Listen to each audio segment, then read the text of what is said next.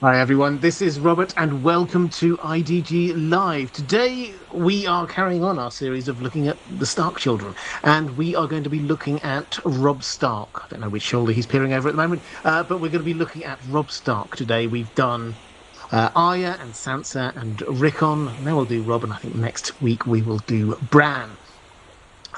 So I think it's basically the same as we normally have. I won't be doing a sort of a full rundown of his life because I think we know most of it. I think the only thing that I would highlight just as we're getting into this, as I've tried to do with all of the Stark children, is to emphasize that TV show Rob is a lot older. A book Rob starts out as 14. So what we're dealing with here is somebody who, right from very early on, from when he's 15 or so, he's faced with some of the most stressful, demanding circumstances that you could possibly imagine. His father goes away, and he's probably not going to see him again for a very long time. His mother leaves him as well, heading off down to King's Landing. His father is killed. He has to call the banners and then has this huge battle of wills with all of these very strong-willed commanders, lords of the houses in the north. He has to lead an army into war. He is engaged to somebody without his any say in the matter, and he falls in love. We will deal with that in a little bit. Do not worry. And everything comes crashing down around his ears. He has to deal with so many different things that are just going wrong. So I think the first thing to be said is that we often interpret Rob through the lens of the TV show as a grown man, a young man, but a grown man dealing with all of these issues. In the books, he barely makes it to 16. He's very young, very inexperienced, having to make this up as he is going along. And in the main, he does really well. He does some things probably poorly, some things that perhaps he could do better. But given the weight of things that are thrown at him at such a young age, he does kind of bear up under the pressure really quite well. Okay, so what we'll do is I've got a whole load of questions, as always, from my patrons. I will pick up as much as I can from the chat as we're going through. But let's start with a question from Ryan's Orcas saying, "Hi, Robert. Does Rob's body make it back to Winterfell? Any part of him, or is it just his crown that survives in the hands of Lady Stoneheart? Um, if so, it's such a shame. With no POV, no place in Winterfell, nothing. Am I mistaken? Correct me if I'm wrong. And love to the moderators. Yeah, well, if you're watching this live, please do give the moderators a little bit of love straight away. So, in terms of his body, he is obviously killed at the Red Wedding. What happens immediately after that is that the Freys mock him, basically. Having killed him and killed Grey Wind, his direwolf, they then take off Grey Wind's head, kind of staple it onto his Rob's shoulders, and then they parade that around the yard. Because obviously he's a Stark connected to direwolves. He was known to have an incredibly strong and close relationship to his own direwolf. So this is them kind of mocking him. What happens to his head? We don't know. What happens to his body? We don't know. We're not told. So we don't get a POV in the twins after that moment. We get a very brief look at what happens outside afterwards with Arya. Don't forget, Arya appears with the Hound. They appear at the twins just as the wedding's about to happen, and it all starts going very wrong, and they have to turn around and head back really quite quickly. But we don't see what's going on afterwards. We know that Kat's body was thrown into the river. the working theory there is that that was a mockery, in the same way they did a mockery of the Starks, like putting the wolf head on the human body. They did a mockery of the Tully burial rites, as it were, which we seen on the show, basically putting them out onto the river. And here they just threw the body into the river. Now, that's obviously backfired for them because of the fact that she comes back. But what about Robb? Well, as I said, we don't know details about what happened. We can guess or speculate on a couple of things. His head, Joffrey, as king, wanted it. Now, as it happens, the Purple Wedding happens quite soon afterwards, so he's not around for very long. But he repeatedly says that he wants Robb Stark's head, and so it seems reasonably likely, although we haven't heard of it arrive, it seems reasonably likely that it did make its way towards King's Landing. The body, some have suggested that maybe that too was thrown into the river. I probably would guess that actually they might try and do a little bit more of a mockery of the Starks. Put it underground in some tomb, something like that. I don't know. Some have suggested a rather dark idea that maybe Roose Bolton might want to have claimed it for, well, you know what the Boltons like doing. If you want another dark idea, as another mockery of the Starks, perhaps they could have fed it to the dogs. I think the idea, though, that in any way, shape, or form, the Freys decided to reverence this body, to care for it, look after the bones. I think that's for the birds. I think that definitely has not happened. The Starks are no longer in control of Winterfell, so why would you send the bones up to Winterfell, even if you were minded to? There's literally no reason why you would do that. And Walder Frey has already thrown out every social convention he can with the Red Wedding. I don't think there's a way that easily that his bones are going to head up to Winterfell, which is a shame. The only chance is if the twins falls and some sympathetic force find them, but I don't think it's likely. I mean, quite a downbeat way to start the stream, but I don't think it's likely that we're going to be getting a happy end in some way for Robb Stark's bones. So, friend, saying happy Thursday, Robert, and to you too. And to all others who have their stage play tickets booked. Yes, a lot of people have been saying here that they've got their tickets booked for the Mad King stage play, which is opening in 2-3 months' time. It's all very exciting. I've got my tickets. I'll talk a little bit more about that later on in the stream. I think you've said before, says Sir Friend, that George has indicated that he's wondered if he should have had some Robb POV chapters. Do you think this might be because there is somehow more to Robb's story than we immediately think, or simply because his POV on the story would have been a particularly interesting one? Best wishes, warmest regards, and to you. So, yeah, I had a quick look. I couldn't immediately find the exact quote from George R. Martin, but he has definitely said that, yes, with retrospect, perhaps he could or should have done a Robb Stark POV. He didn't. And he didn't for good reasons. It wasn't just a randomly forgetting to do a Robb Stark POV. The first reason was that he wanted the claimants to the throne not to have POVs.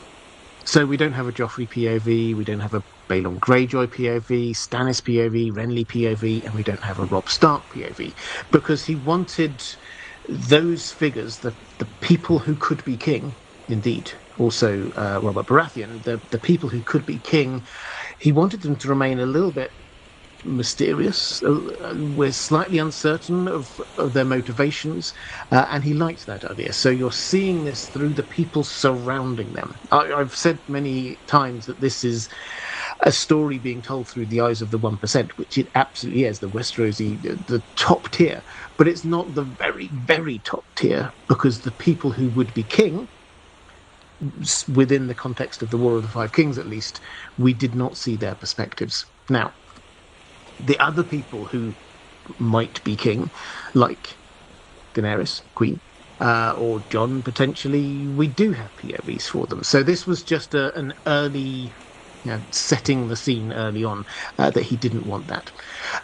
The second thing was that he already had a lot of Stark POV characters.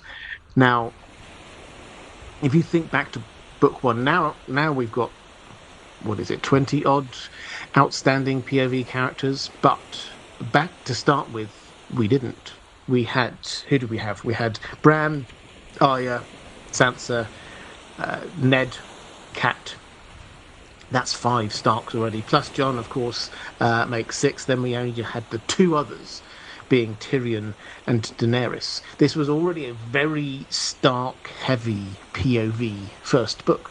And what that meant, incidentally, is that the reason why the Starks have our sympathy is because we saw so much of this from their perspective to start with. We hardly saw anybody else's perspective. Dany is out on a completely different continent, and then we just have Tyrion, and we see Tyrion in a lot more of a sympathetic light, because we see things from his perspective than perhaps George R. R. Martin would, as I say, would want us to, would expect us to, given the things that Tyrion has done, some of which are incredibly dark and incredibly nasty.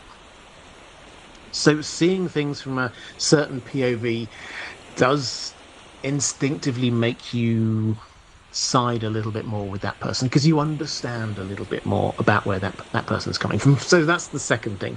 He's very clear. There were 5 main characters to start with, that we were going to be following their story all the way through.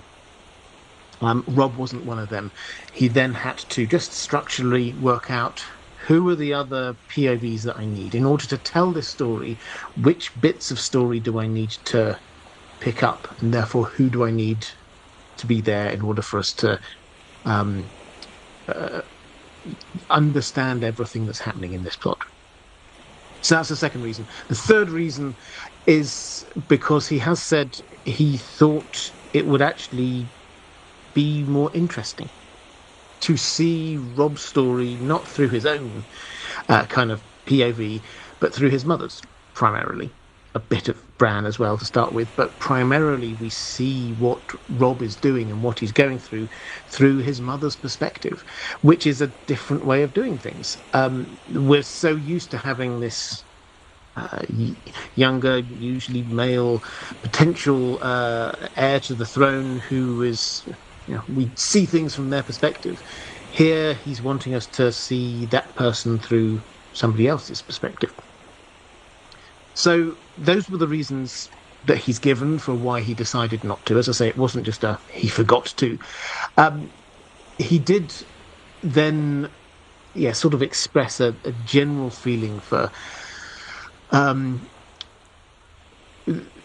wishing that perhaps he had done. Why?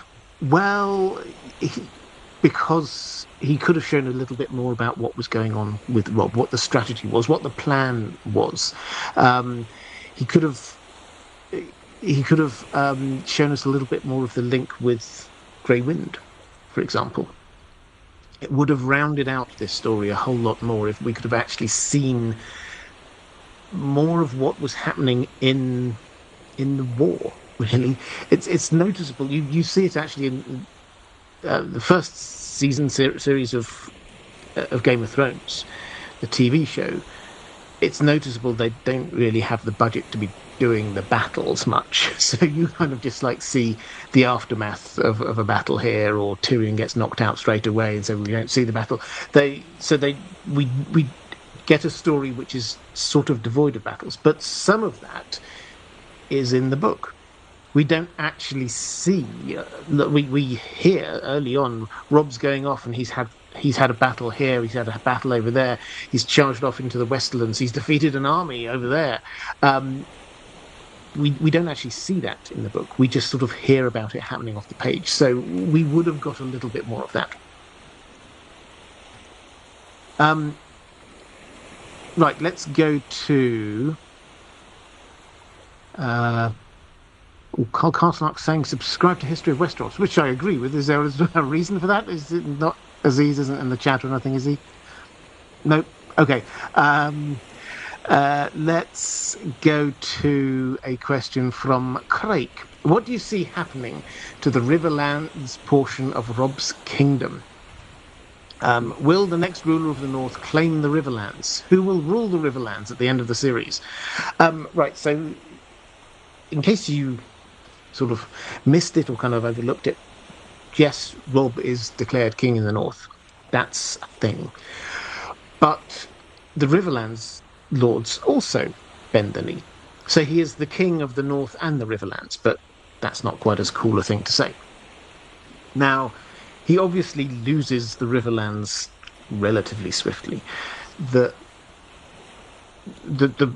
story of the last couple of books, particularly Jaime's chapters, incidentally, is how the Lannisters are reclaiming after the phrase, the Red Wedding, the phrase of switch sides, how they claim all the castles. And it's, I really enjoy those chapters from Jaime, and he's just, you see how competent he actually is. He claims Riverrun, he claims the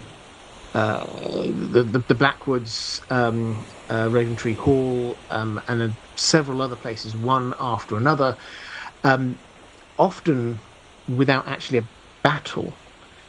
And he is just his father's son, just very clever and very competent, in a way that most people within that world don't see him. They see him as, yes, he might be a good battle commander, but really he's a fighter. Not he's a clever manipulator of people, but he shows that he's that as well. So by the time we've reached the story where we're at, the point in the story that we're at now, basically that's all gone back to belong to the Lannisters and the Freys.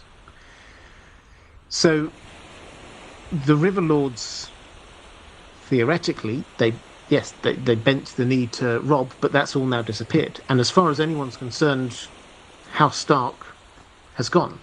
Robb's been killed, Ned's been killed, Bran and Rickon, as far as everyone's concerned, have been killed. Sansa's been taken out of the line of succession by being married to a Lannister, and Arya, well, she has disappeared, but everybody's pretending that she's now married to the Boltons. So House Stark, to all intents and purposes, has gone. So what's going to happen now is, as it always is, it's going to get quite messy in the Riverlands. We've got so many of these different groups. I say this whenever I talk about the Riverlands, is that George R. R. Martin, he can change the way this story goes simply by changing the order in which these different groups meet each other. But we've got Lady Stoneheart and the Brotherhood Without Banners. We've got Nymeria's super pack of wolves. We've got the Riverrun garrison of a couple of hundred soldiers. We've got the Blackfish.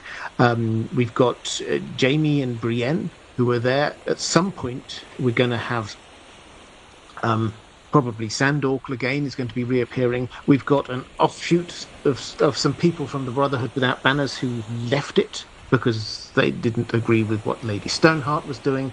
We've got so many of these different groups who could meet in different ways in different times. Jaime, he brought an army up with him. There's now a train, sort of a wagon train heading off west to the Westerlands. There's so much that is potentially happening there. But I think that for the next book, The Winds of Winter, is going to be showing us bit by bit the revenge of the Starks. I don't know. Sounds a bit Star Warsy. You know what I mean. This is going to be Lady Stoneheart getting her revenge. It's going to be Nymeria's super pack, who, when you actually look, they're mentioned every now and then. And what are they doing? They're taking out a Lannister soldier here. They're attacking some Freys over there. This is guided in a way. Arya may well be returning there. So I think we will start to see that fall. Now, while that's happening, probably Winterfell will fall and the Starks will reassume control over there. Will whoever's in charge there, and we will talk about Robb's will a bit later as well, but will whoever is in charge there claim the kingship of the Riverlands? Possibly. But the reality is that the situation is going to be so messy, and the focus in the north is going to be so much on the others are coming, that it's going to be pretty negligible. It doesn't. The impact will be negligible. It won't make a big difference to anything. At some point, we're going to get young Griff and co, who are going to be they're claiming kingship over the Seven Kingdoms, so they'll be claiming that area as well. We've got Littlefinger, let's not forget, who is now Lord of Harrenhal, and we're going to have Dany arriving some point with a very large invasion fleet. So there are going to be so many people who have some sort of claim to the Riverlands. So I don't think that it makes any difference at all who claims it or doesn't claim it until the threat of the others has been dealt with. Will whoever ends up at Winterfell at the end claim it? Possibly. I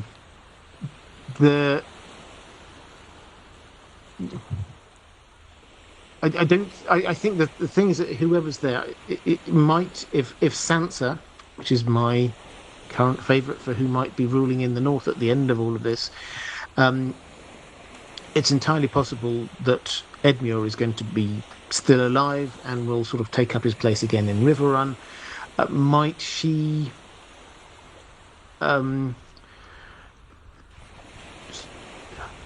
tell him that he swore to Robb, therefore he has sworn to her?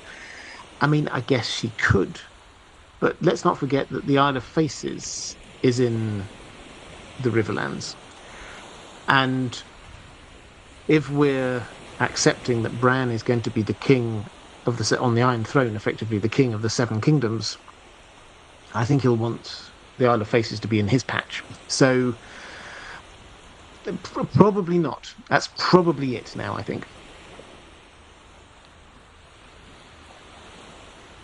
Let's have a quick flick through the chat.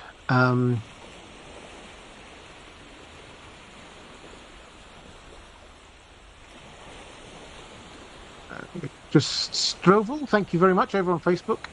Great to see if you are there on Facebook watching live, by the way. Hi, I see you. I will at some point figure out how to do moderation and get involved in the chat over there as well. But I can see the comments in the chat over there, so it's great to see you.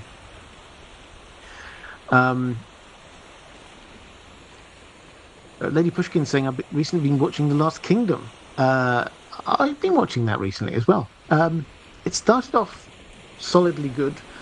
In my opinion, it's been getting better. I'm about at the end of season 3 now, I think, maybe. It's been getting better every season. Right, let's go to a question from Roman Lakovitz. How much of Robb's success in the Whispering Wood was due to his own merit versus the mentorship of the Black Fish? Okay, so this is the first big battle that he won. The plan, if you remember, was that everybody was expecting Robb to be marching his army down the King's Road, easiest way south. He negotiated, or his mother, Cat, negotiated a way across the Twins. That's a really wide river. really fast flowing. There's no other way to get across all the way down to pretty much where the inn at the crossroads is, near there. And so they negotiated for a small, fast-moving force to be nipping across to the west side of the river and then charging down basically cross country. And they would arrive at outside River Run before anybody's expecting them. And they could launch a surprise attack against not the siege immediately. They did break the siege a bit later, but the first battle was against Jaime Lannister's army in the Whispering Wood. Now, was that due to Robb's military prowess, or was that due to mentoring by the Blackfish? The Blackfish came with him. Now, I think we're given a few facts here that we can work with. The first one is that this does seem to be, broadly speaking, Robb's plan. He took advice from people, but broadly speaking, the leadership of not just this but the entire campaign was him. He took advice, but he was leading on this. The second thing we're told is that the Blackfish, who knows that part of the world incredibly well, was in charge of all of the scouting ahead and making sure that nobody saw the army on its way south. So that bit we can definitely give to him. When we actually get to the Battle of the Whispering Wood, in terms of individual combat, Robb definitely seems to have acquitted himself well. I doubt that anything that the Blackfish could have been teaching him on the way there would have made the difference. That was only a relatively short period of time. Robb was brought up, trained by professionals in Winterfell. He was a good fighter. Incidentally, we are told, I can't remember exactly where, but we're told that comparing him and Jon, he's slightly better on horseback. Jon was slightly better just with a sword. So if you're looking at the sort of the comparison between those two, that's where they kind of stack up. And Robb, with Grey Wind at his side, was a redoubtable fighting force. So, how much of this can we put down to Robb? The overall plan and being good in the battle itself. How much of this can we put down to the Blackfish? The making sure that the plan, the getting there, worked efficiently and effectively. And how much of that is the Blackfish mentoring Robb? I would argue not huge amounts, but some.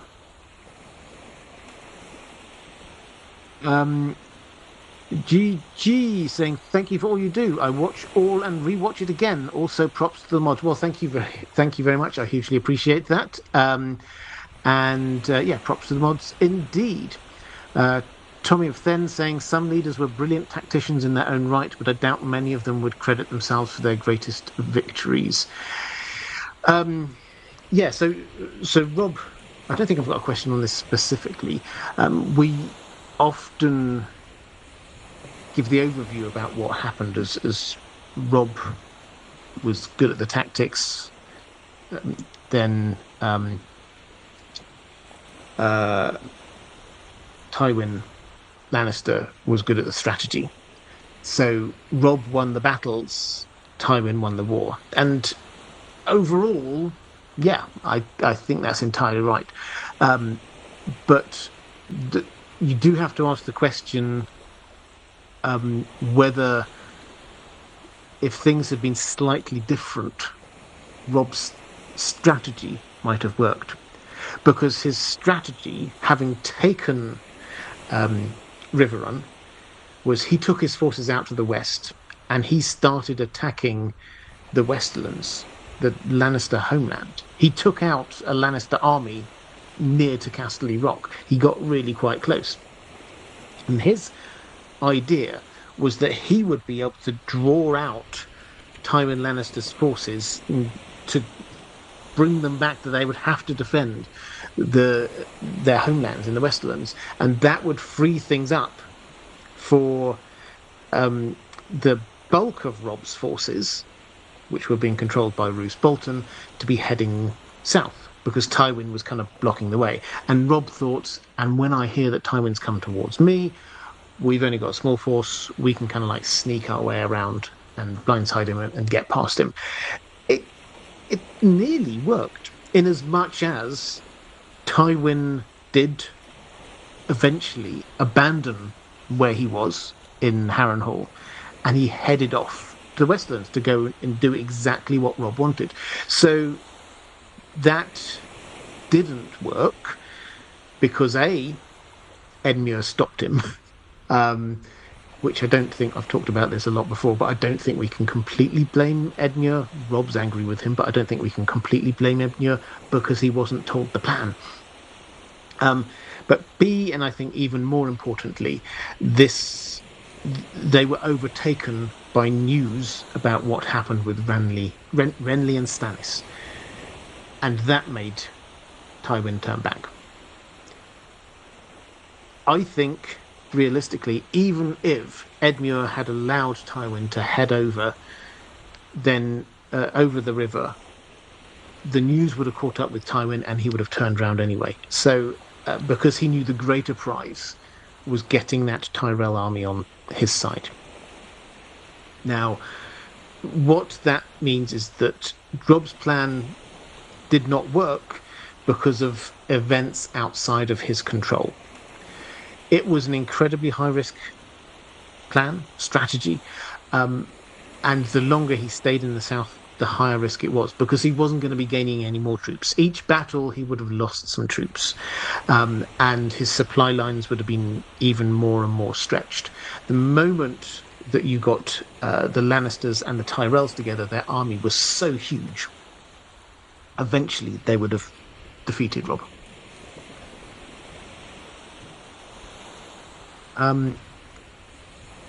Let's go to a question from Relaxed Like a Cat saying, "Hi, Robert. I hope you've had a good week." I have, thank you. I was just wondering whether you think we will see a more animal than Robb animal in the remaining books of A Song of Ice and Fire. So I'm assuming this is a sort of a comment about the idea that Robb is a skin changer. George Martin has confirmed all of the Stark children are skin changers. He clearly had a strong bond with Grey Wind. But when Grey Wind was killed as well, might his spirit have then found another animal to go to and stayed there? And we know over time that the kind of the second life of the skin changer, they slowly get subsumed within that animal, so they become less and less like themselves and more like that animal. There's just like a sort of an echo of them there. Bran has, in his training chapter up in Bloodraven's cave, there's this it's really quite eerie. The whole chapter's really quite dark and eerie, it has to be said, but that he is encouraged, he's talked about skin changing and basically said, go up into these birds there. Bloodraven tells him to go up into those birds there. He does, he goes up, and he realizes that there is still a child of the forest inside most of these, just hidden away, barely there anymore. Unless I say it's quite eerie, but that's the way that George R. Martin writes what happens to the skin changer, is that they go for their second life into a bonded animal, and then they slowly fade. So, is that going to happen? Well, I think the answer is no. And I think the answer is no because there's something else which is going to be pulling at Robb's soul, and that is the Winterfell crypts. Now, this is just a probably, for two reasons. Firstly, because we do not know all of the details about how that magic there works. And secondly, because we don't know, it might be broken.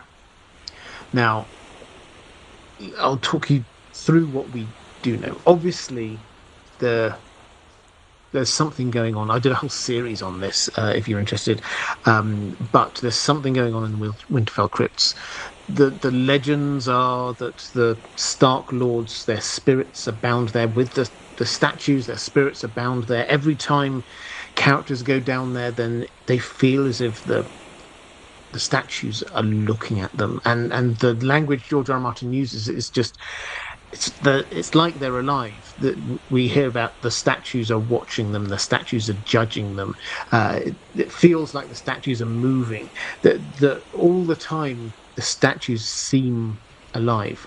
Almost certainly that's because the spirits have been bound in there. Now we have one case study that we know of a Lord of Winterfell who dies, and what happens. And we see this in a Bran chapter just after his father dies, after Ned dies. And he has this dream that his father is in the Winterfell crypts. So it would appear, did Rickon. Maester Lewin obviously he dismisses this. No, of course, that's just nonsense. You're just missing your father. Um, but Bran insists, so they go, they have a look. Hodor refuses to go in. He doesn't want to go in. George R. R. Martin's confirmed it's not that he doesn't like the crypts, it's just this one moment in time he didn't want to go. Summer, Bran's direwolf, he was holding back too. You can sense it. So when they go in there, Rickon is already there. He's made his way down there. He says, yes, my father was here. Then the end of the chapter is we get the Raven. Ned Stark is dead. This is showing us that we do get the spirit of Ned Stark has come back to the Winterfell crypts, or it pulled back from King's Landing, where he died. Now, there seem to be three elements that we need. We don't know what kind of mix this is. We need the spirit to come back. We need a statue to be there, and we need the bones. Now, obviously, the bones do not need to be there in order for the spirit to be pulled back, because Ned Stark's bones, at that moment in time, they were still in King's Landing. Now, they're somewhere between King's Landing and Winterfell, probably in the neck. But the spirit got brought back. So, as a kind of a default position, we would expect that Robb Stark, as the successor Lord of Winterfell, when he dies, his spirit is also going to get tugged back to Winterfell. And we were talking a little bit earlier about the bones. How important are the bones? The bones appear not to be important for the calling back of the spirit. The calling back of the spirit seems to be almost immediate. The bones may be needed to bind it there. They may be needed to help, if my theories are correct, animate those statues at some point. We don't know. The other bit we don't know is the extent to which this magical mechanism has been broken. Now, there's a couple of possible points here where, if we're going with this idea that there must always be a Stark at Winterfell, and that is connected in with this magic, this kind of foundational magic that is storing up all these Stark souls down there in the crypts, if there is not a Stark at Winterfell, does that break the magic spell in a way? Bran, when he's leaving Winterfell, he looks back and he thinks that Winterfell's dead. Or, second thoughts, it's just broken. So maybe the spell is broken there. The second point at which that might have happened was, I've mentioned before about the winter at Winterfell. Winter has fallen at Winterfell. You read the last few Theon chapters. This is not just a bad snowstorm. This is horrendous. The snow is falling so fast, Theon puts out his hand in front of him and he cannot see his hand. The snowdrifts outside the walls, they're 40 feet deep. That's about 12 meters or whatever it is. Really very, very high. 6 of the 7 gates to Winterfell have frozen shut. There is so much snow. When Theon is leaving Winterfell at the very end, he kind of pauses and looks around. He thinks, I can't even see Winterfell. It's been buried under all of this snow. It's as if Winterfell's not there. That snow seems to have been triggered by the marriage of fake Arya to Ramsay Bolton. So there's a few different possible trigger points that might have broken this spell. But Robb Stark's spirit very probably has been called to the Winterfell crypts. It's just that we don't know it because we've not got anybody in Winterfell at that moment in time. It's Bran and co have left, and we haven't got Theon and co arriving yet, so we've got no witnesses. But presumably the same kind of thing happens when Ned Stark's spirit arrived.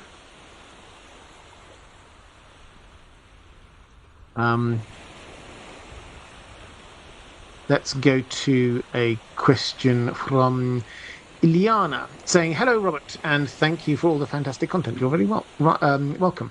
Did Robb drink a love potion while staying at the Westlings and recovering from his wound? That is one of the major plot points in the War of the Five Kings, and George R. R. Martin has left it so ambiguous. Why is that so?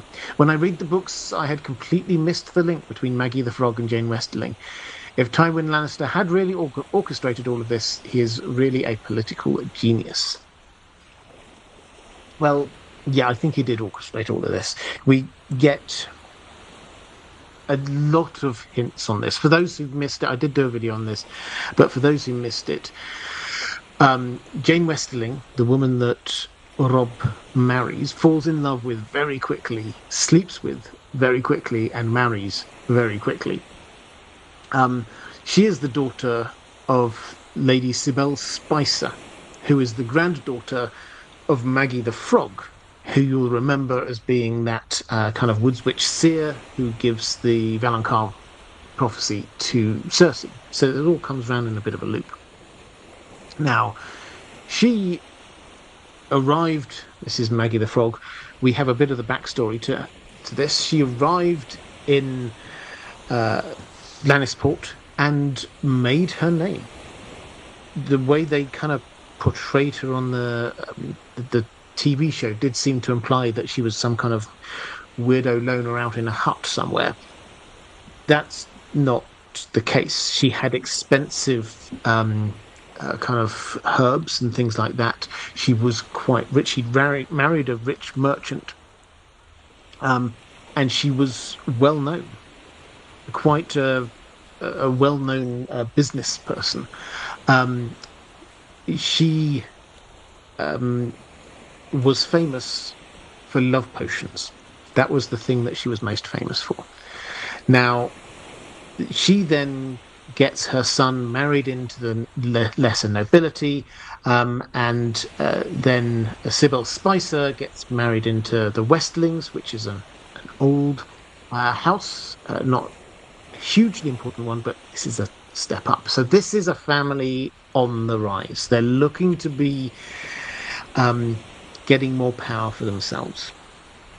And the implication is that Maggie the Frog taught her granddaughter a few of the rudiments of the trade to do with love potions. That, after all, is a good way if you're trying to get a marriage between you and a lord who is above your social status. A love potion would be a good way of doing this. So that's the kind of link. But then we get this link made a few other times. We get Kevin Lannister remembers her when thinking about Sybel Spicer. Jaime Lannister does. He remembers, oh yeah, she had that grandmother who was she really good at doing love potions. So the George R. R. Martin makes the connection for us a couple of different times. We know that Tywin was trying to win the war. Tyrion interrupts him one day when he's writing letters. He's trying to win the war through diplomacy rather than on the battlefield. So he was doing all of those things. Then we get the fact that characters who know Rob well think they kind of understand that he did it, but they still think this is a bit out of character.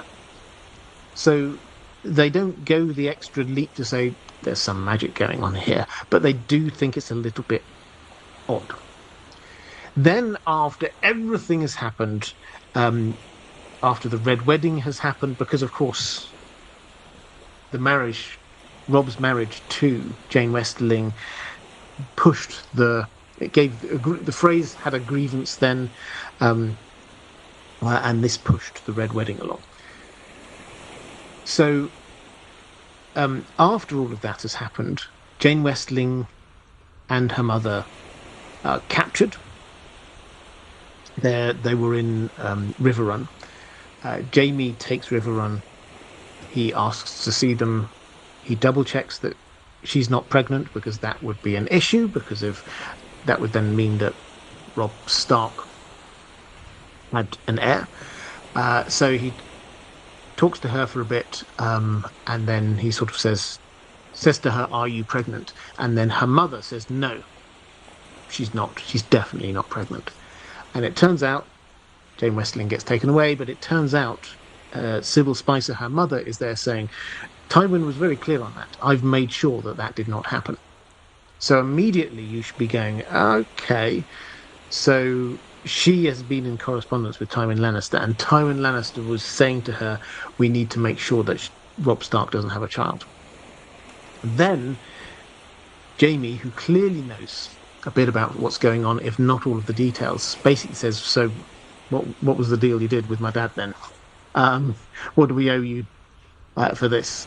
As I say, Jamie comes across as very clever. He doesn't know the details of this. He clearly wasn't informed of the details of this, but he understands at some level what's been going on.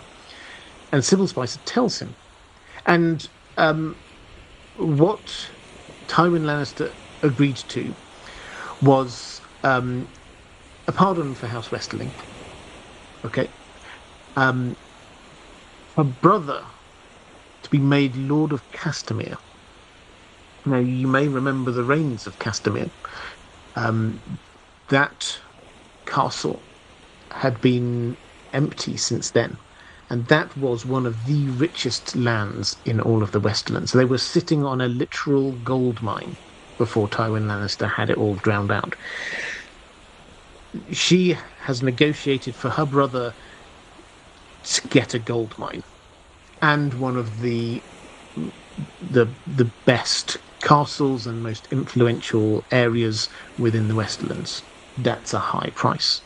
She's also managed to negotiate for her daughters to be married to lords, other lords. So they're now marrying in to even more influential families, and for her son to be marrying a Lannister.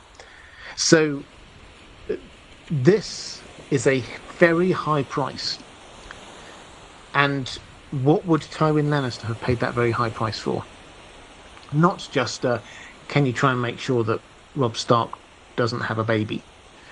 Or Robb Stark's wife doesn't have a baby.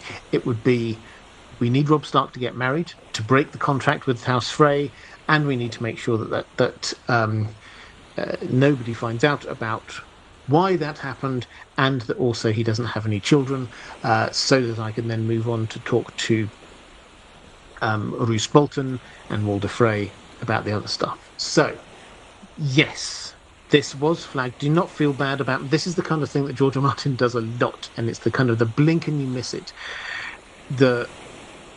Oh, okay, so that was there. You probably wouldn't have seen the kind of the build up, the link across to Maggie the Frog, because that's not immediately apparent what that might mean. But then Jamie does basically say it. It's never spelled out, but in that scene we see what's happening.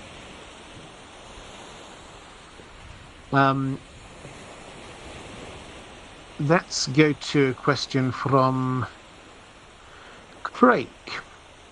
What do you think happens with Robb's crown going forward? Also, will his body and bones be recovered and placed in the crypt? I think I've answered the bones bit, but let's talk about his crown.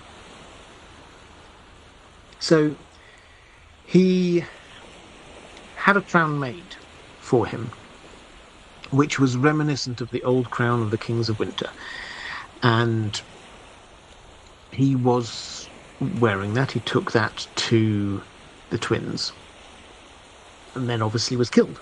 So after that, the Freys had it. Now, it was Ryman Frey who had this, who was at one point the heir. We go through quite a few different heirs within the Freys. He ends up, he's one of the people outside Riverrun besieging it. If you remember, Jaime arrives there. The Freys are doing a terrible job of besieging Riverrun.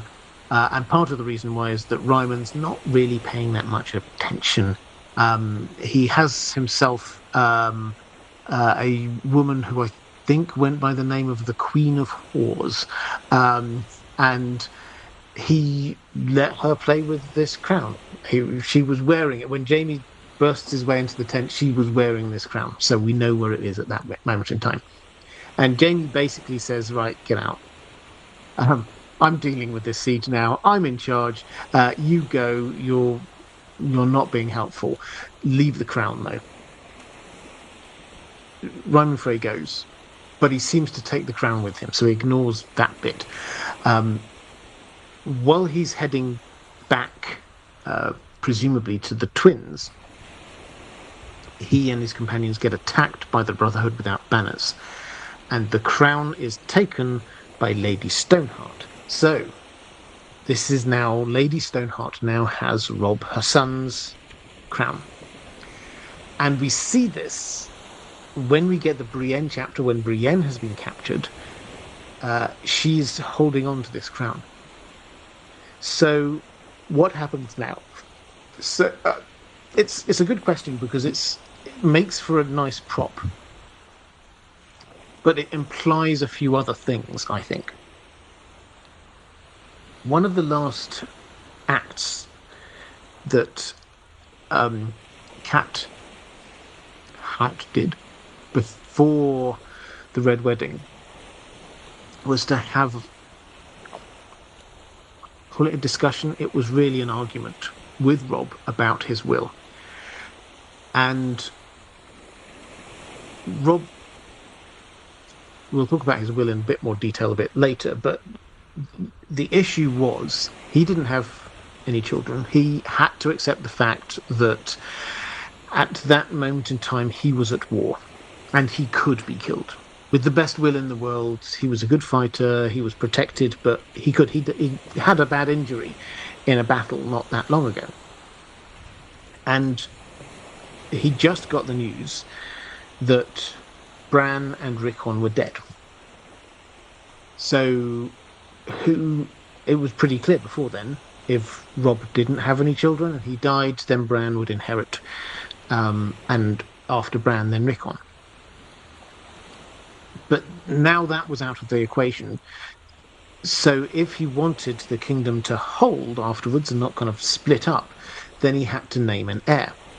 Now, the issue was that you could then say Sansa would be the next in line, but Sansa was married to Tyrion, the enemy, the Lannisters. We can't allow this. So Sansa's not in. Well, that leaves Arya. Arya is gone, disappeared. At this moment in time, nobody knows where Arya is. Now, Robb says there's nothing else for it. I'm gonna name Jon. I'll legitimize him. I will say he's my heir, and until I have children. And Cat is angry about this. She's got her own issues about Jon. We understand the history, but she says, "What about Arya? Arya should be next in line." And Robb says, "Hey, let's face it, she's probably dead. I can't name her my heir. Who knows where she is? And there's a fair chance that she'll never appear." And Cat says, "No, I'm sure. I would know if she was dead. I'm sure she's still alive." And then Robb says, no. Then Cat goes, "Okay, well, I think you've got these like third cousins twice removed, somewhere in the Vale, and she like tries to come up, and Robb's insisting. He says, no, it's going to be Jon. So the will is there that Jon is going to be legitimized. Cat is not happy about this, though, because she is thinking to herself that her daughter is still alive, Arya. And this will out there has basically said Jon Snow, the bastard son of her husband, is now the king, head of her daughter, the true-born daughter. So, old Cat might have sucked this up. Who knows? Lady Stoneheart, no. Lady Stoneheart now has this crown. And what do we know that she is doing? What is she prioritizing right now?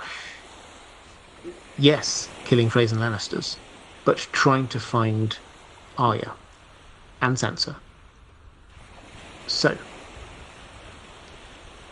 she's got the crown. She believes that Arya is next in line. If Arya arrives in the Riverlands, what is Lady Stoneheart going to do? Give her the crown. There's a long sort of... in fact, I will just say I've just finished writing a video on something we've talked about it briefly in the past. A few people have asked, is there a chance that Arya kills Lady Stoneheart in a mercy killing? There's a lot of kind of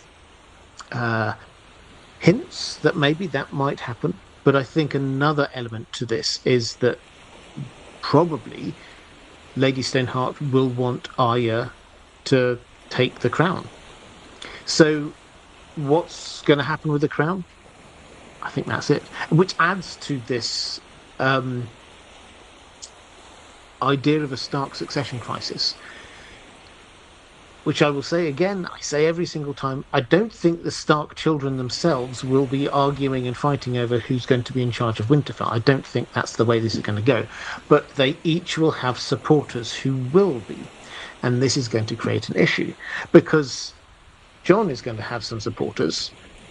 Because he's got this will, at some point it will get to him, that says, you've been legitimized, you're now the king and the Lord of Winterfell. And then Bran is going to turn up at some point, presumably, and it's going to be, oh, right, that will only happen because we thought you were dead, therefore, and you were the heir beforehand, so probably it should be you. But before that happens, we know that Wyman Manderley is trying to bring Rickon back because he thinks he knows where Rickon is. And if he brings Rickon back, that's because he wants that figurehead Stark to be in place in Winterfell. And then we've also got Sansa, who Littlefinger, if you remember his last line to her that we have in the books, is that he is offering her Winterfell. He thinks he's going to reveal her as a Stark. He's going to get the Knights of the Vale rallying behind her, and then they're going to head north and claim Winterfell. This is the last bit of this equation where we get the other Stark child who doesn't want this either. She doesn't want to be Lady of Winterfell, but she's been given the crown. So there will be some people who go, Arya has been crowned. So, yeah, I think this is going to be a really intriguing little subplot. But regardless of how much of that you buy into, I think it's pretty clear Lady Stoneheart is not just keeping hold of this crown because she just likes having it around. She's keeping hold of this because the crown symbolizes who is the ruler, who is Robb's heir, and she wants to decide who that is. Raven's Oath saying, I believe Sybil is lying, and that's Elena.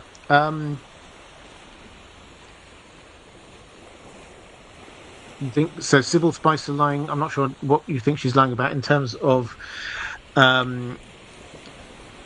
who the daughter is. Okay. I mean, I think this is if I'm interpreting you correctly, um, this is a theory that has been going around for a little while, that the woman who is presented to Jaime Lannister as Jane Westerling is actually not Jane Westerling. This is Sybil Spicer, who is protecting her child. Maybe Jane Westerling has already escaped, maybe with the Blackfish, and she's out there on the run.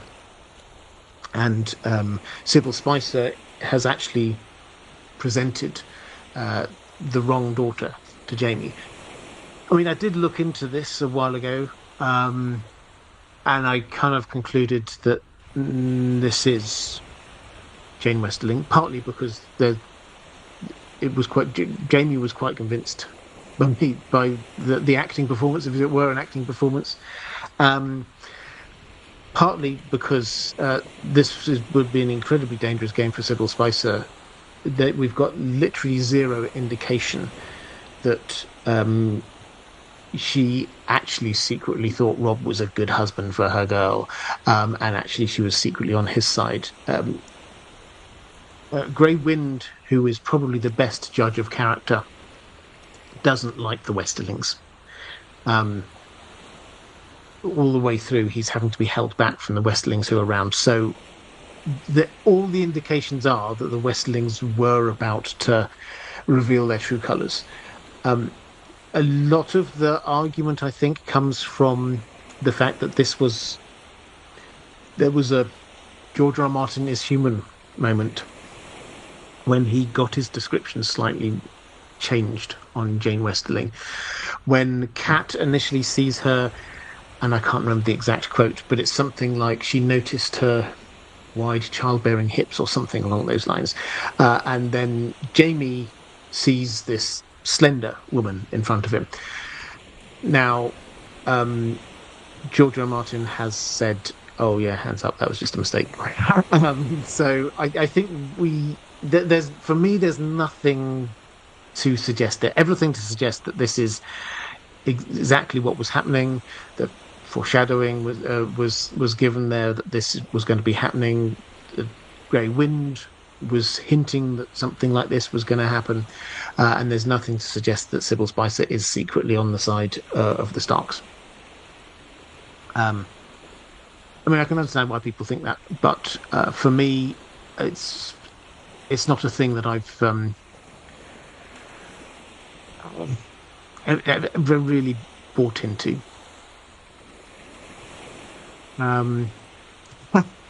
The hips don't lie. If George R. R. Martin would clearly beg to differ. Right, so let's go to. Carl starts talking to people about the tickets for the stage play. We will talk about the stage play properly.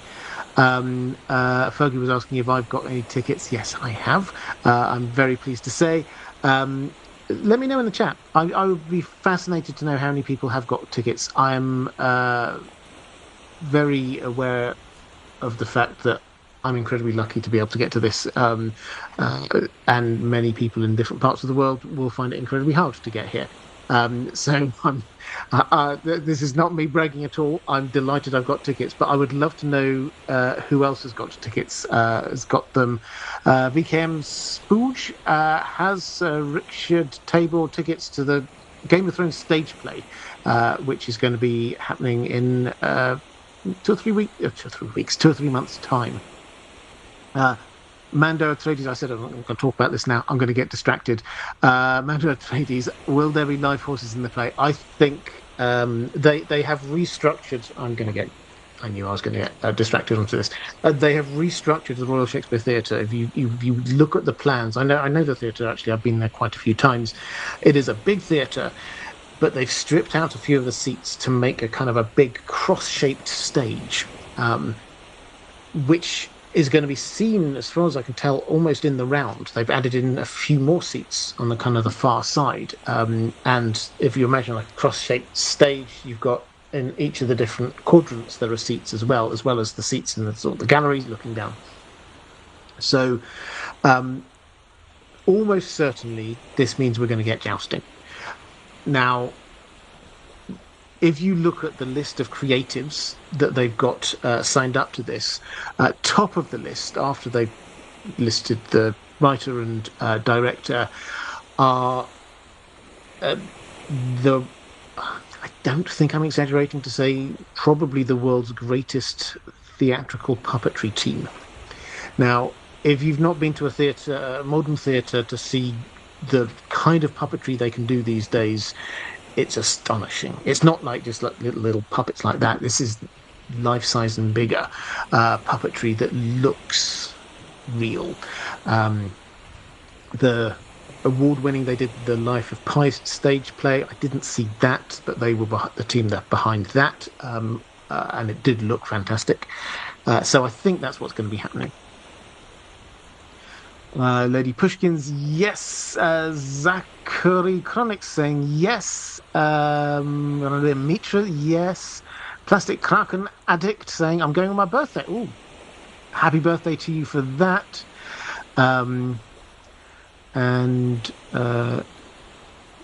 Yep. Robb Stark, not jealous. Okay, yes, yeah. As I say, I appreciate hugely the how privileged I am to be able to get to it. What's the UK equivalent of a Tony? We have the Olivier Awards and the Evening Standard Awards. So yes, they won. The puppetry people won that.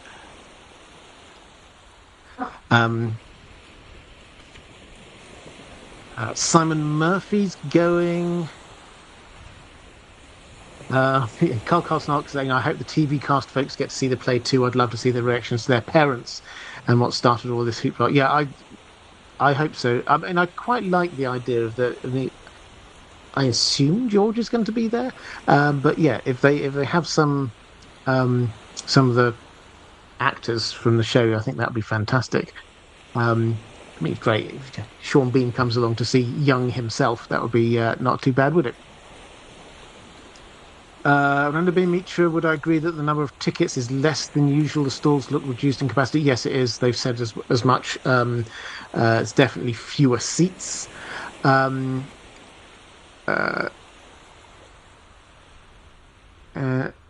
Hop saying I'm going on my birthday too. Yeah, excellent. So yeah, quite a few people are. So that's the. Yeah, there's a lot. I mean, it is a reduced capacity theatre. I don't know what the exact capacity is. I'm going to say probably about 1,000 normally, and we're talking. I don't know exactly how many weeks run it is, but I think probably 8 weeks or something like that. So a fair few people will get to see this, and as I say, we're keeping our fingers crossed. They are going to be filming it.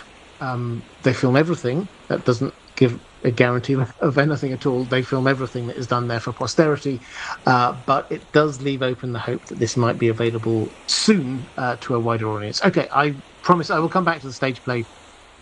I've got a couple of questions about it later. Renabin Mitra saying, salutations, Robert and Dan the dog. Good intro. Mad King is coming. Lord Went is hosting. Carrick is winning, and Chiltern Railways will be earning a lot this summer. Absolutely. Joe Magician and others have speculated the concept of Robb Stark 2.0, Wolf Head Man Resurrected, and I have previously asked if the Wolf Head Resurrected Man was an abandoned plotline via that Danny vision in the House of the Undying. But what do you think of the literary decision of bringing Robb Stark back? Does it work? Assuming that George R. R. Martin can expertly write up his resurrection, do you see a purpose for a resurrected Robb Stark? Surprisingly, I actually see a purpose here. If Lady Stoneheart's plotline after the Red Wedding 2.0 gets transferred to a resurrected Robb Stark, suddenly we can connect the Riverlands to the Neck and to the north to the Wall. Bloodraven's vision for Jon has him chopping off Robb's head on top of the Wall. The Stark conspiracy, the Will, Howland Reed, and the group sent north. What do you think? The setup is not there yet, but this is the direction George R. R. Martin can go if he wants to. Primarily because we don't know where Robb Stark's body is, and Joe Magician narrowed it down to Riverrun or the twins. Well, I haven't seen that video from Joe. I'll say what I say every time about Joe Magician's videos, and I say it to his face when he's on these streams as well. I have huge amounts of time and respect for the man and all the work he puts into them. Sometimes I think he hits absolute gold with his videos and theories. Sometimes I would beg to disagree. I hugely appreciate the fact that they make you think about this story in slightly different ways. So, that said, I've not seen that video, so I don't know all the evidence he's managed to dig up on it. I've already said I can see a reason why Robb's death, or a plot reason why Robb's death matters. We've got the who's the heir plot line. Would it add something if Robb came back? Well, it would. Personally, though, I think each person coming back from the dead it slightly devalues it, if that makes sense. John, we assume, coming back from the dead will have an impact. And George R. R. Martin has said that what happened with Beric Dondarrion, and therefore by implication across to Lady Stoneheart, is sort of foreshadowing for that. So we've got that happening already. Having yet more people coming back from the dead doesn't really, for me, add much to this. In fact, it diminishes the impact of John coming back, which should be where all of this is kind of leading up to. I think there's a lot of plot practicalities which are not insurmountable. George R. R. Martin is an excellent writer. He can get around these things if he wants to, and he does have a love of horror, and this would all be rather horrific, let's put it that way. But firstly, who brings him back? We seem to need a red priest in order to do this. I don't think we're going to find Thoros of Myr doing this. Melisandre is not there, and Beric expended his life force to be bringing back Lady Stoneheart. Is Lady Stoneheart going to be expending her life force to be bringing back Robb? Possibly, but as you've pointed out, we don't know where the body is. Which kind of brings me to the second point: time. Whatever's happened to Robb Stark's body, I think we can be reasonably certain that the Freys have not honoured it. They've not carefully preserved it in some way, made sure that it doesn't decompose. The Red Wedding to where we are now-ish in the plot to, say, the Pink Letter is... The Red Wedding happened in December of the year 299 AC. The Pink Letter is about August of the next year. So we're talking 8 months of a body which has not been cared for. Whichever way you look at this, the Freys have not looked after this body. Reanimating that and bringing it back. Lady Stoneheart seems to have lost huge amounts of who she was because of the delay bringing her back. It was a few days. This would be a reanimated Robb that is barely recognisable, and as a character is barely the same. So I think this would be incredibly different. It's not, as you say, it's not beyond George R. R. Martin's ability to write. but I can't see the value it would add to the story. I think it would probably detract from some elements of the story, and I think there's a few practicalities there that kind of get in the way. Um, Question from Curse Ballerina saying, or picking up something for Ramon Cavalcante. Thank you very much. I love it when people do this, picking up questions for other people. I hugely appreciate it. Have you heard the theory that Robb warged Cat while dying, comparing the gesture of tearing one's own face with one's fingernails to the woman Varamir Sixskins tries to warg in? Um, I've not heard that theory. No, I have to say I was just trying to work through it in my mind. So, Varamir Sixskins, if you remember from his prologue chapter, when he died or was dying, he tried to skin change into, I've forgotten her name now, a younger woman who was near there, and she pushed him out. Basically, she stopped. It takes a huge amount of strength to be. It would, according to Varamir, to sort of go into some a human's mind and kind of push them to one side. She was having none of this. Now, as an aside, this kind of tells you, A, yeah, Bran's very powerful, and B, also that Hodor's mind has been damaged, which we obviously already know, by what happened in his future/past. But this Varamir could not. He blamed the fact that he was quite weak. He was going to die.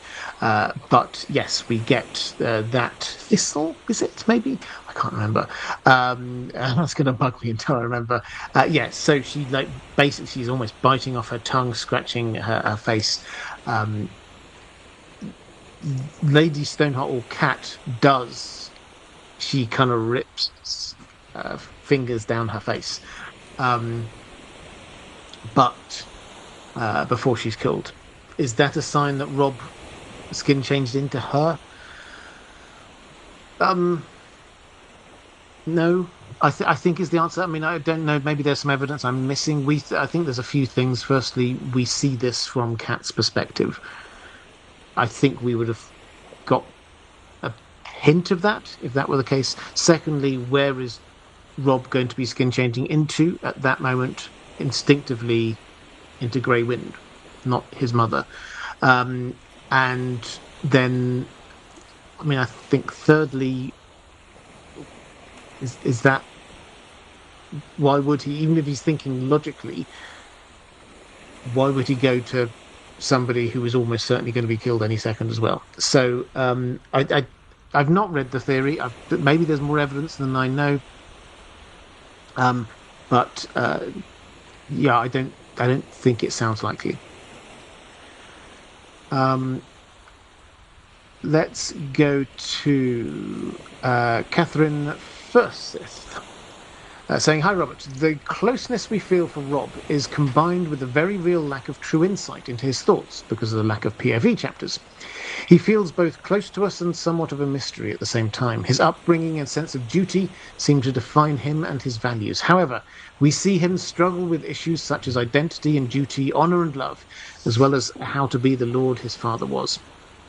He clearly tries to mold himself on Ned, but what duty actually requires seems to confuse him. Marrying Jane Westerling isn't about love versus duty, but rather a struggle of duty versus duty, which makes it all the more sad. Likewise, he's a young boy trying to figure out the right things to do. Having all this responsibility at too young an age, what do you consider the main themes of Robb's story to be?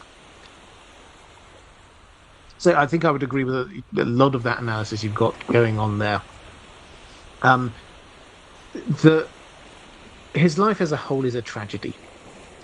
It's one of those things where everybody acts in the way that you think they probably would act, given the circumstances, and the inevitable result of that is what happens. It's a proper tragedy. But fundamentally, this is a sort of a coming of age theme for him. Um, it's about innocence and leadership. I've got a linked question to this a bit later, so I will pick up on this a bit more. Um, I've got a quote here which I took out because it's something which is sort of related to this, but also it's a bit of writing from George R. R. Martin that we don't often look at.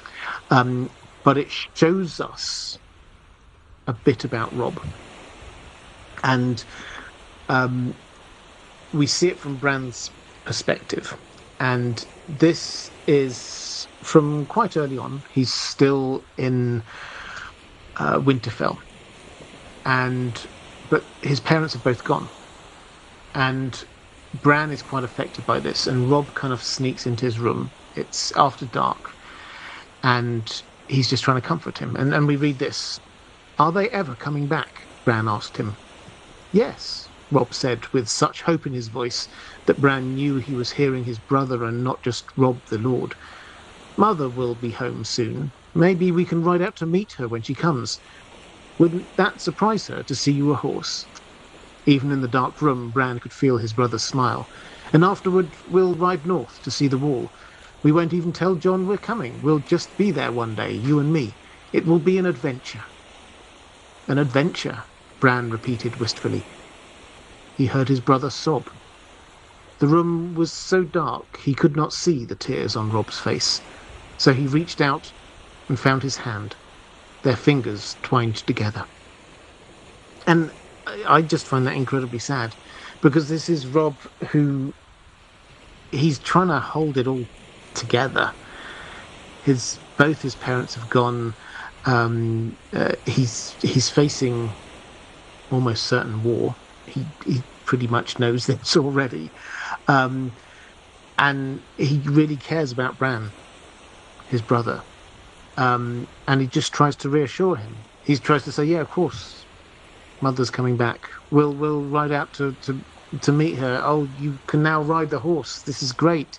And we'll go and see Jon, and we'd be missing him. That'll be up there."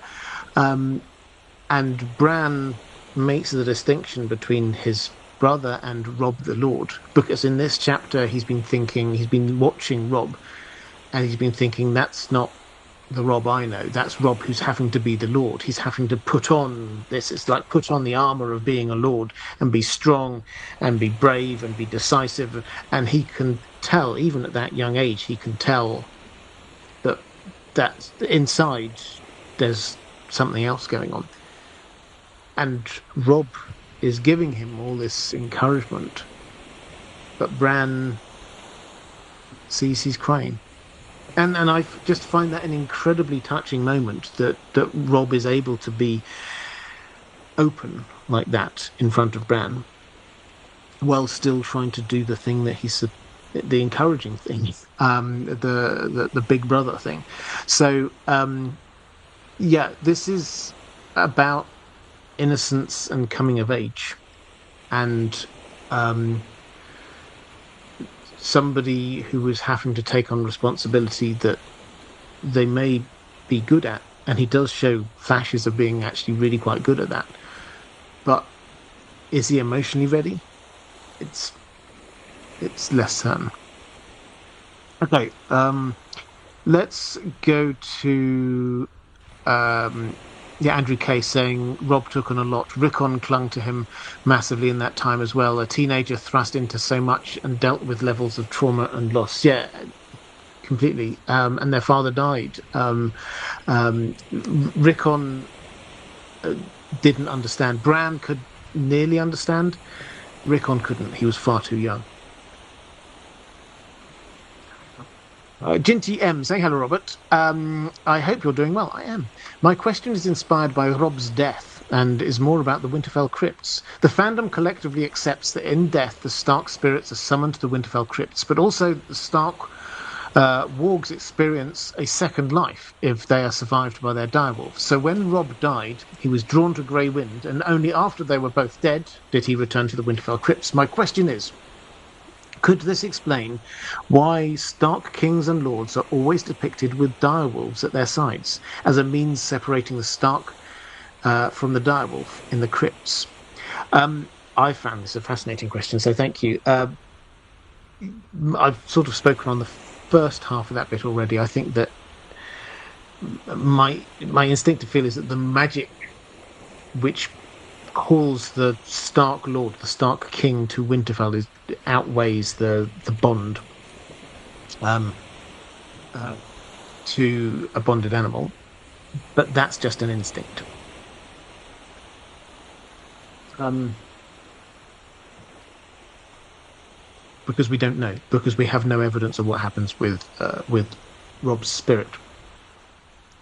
But this idea that Starks might have direwolves, and so in order for when they get to the Winterfell crypts, if we're saying, as I think we do, that the spirit goes and is sort of bound within the statue. Again, the legends coming down from this, they place the sword across the statue to kind of bind the spirit in there. The idea that you have a wolf, because the most of the statues, it's not clear whether it's all of them, but most of them seem to have a direwolf kind of wrapped around their legs. If that's to kind of like separate out the direwolf spirit, I kind of like that idea. It's probably worth pointing out, recently at least, the Starks and direwolves.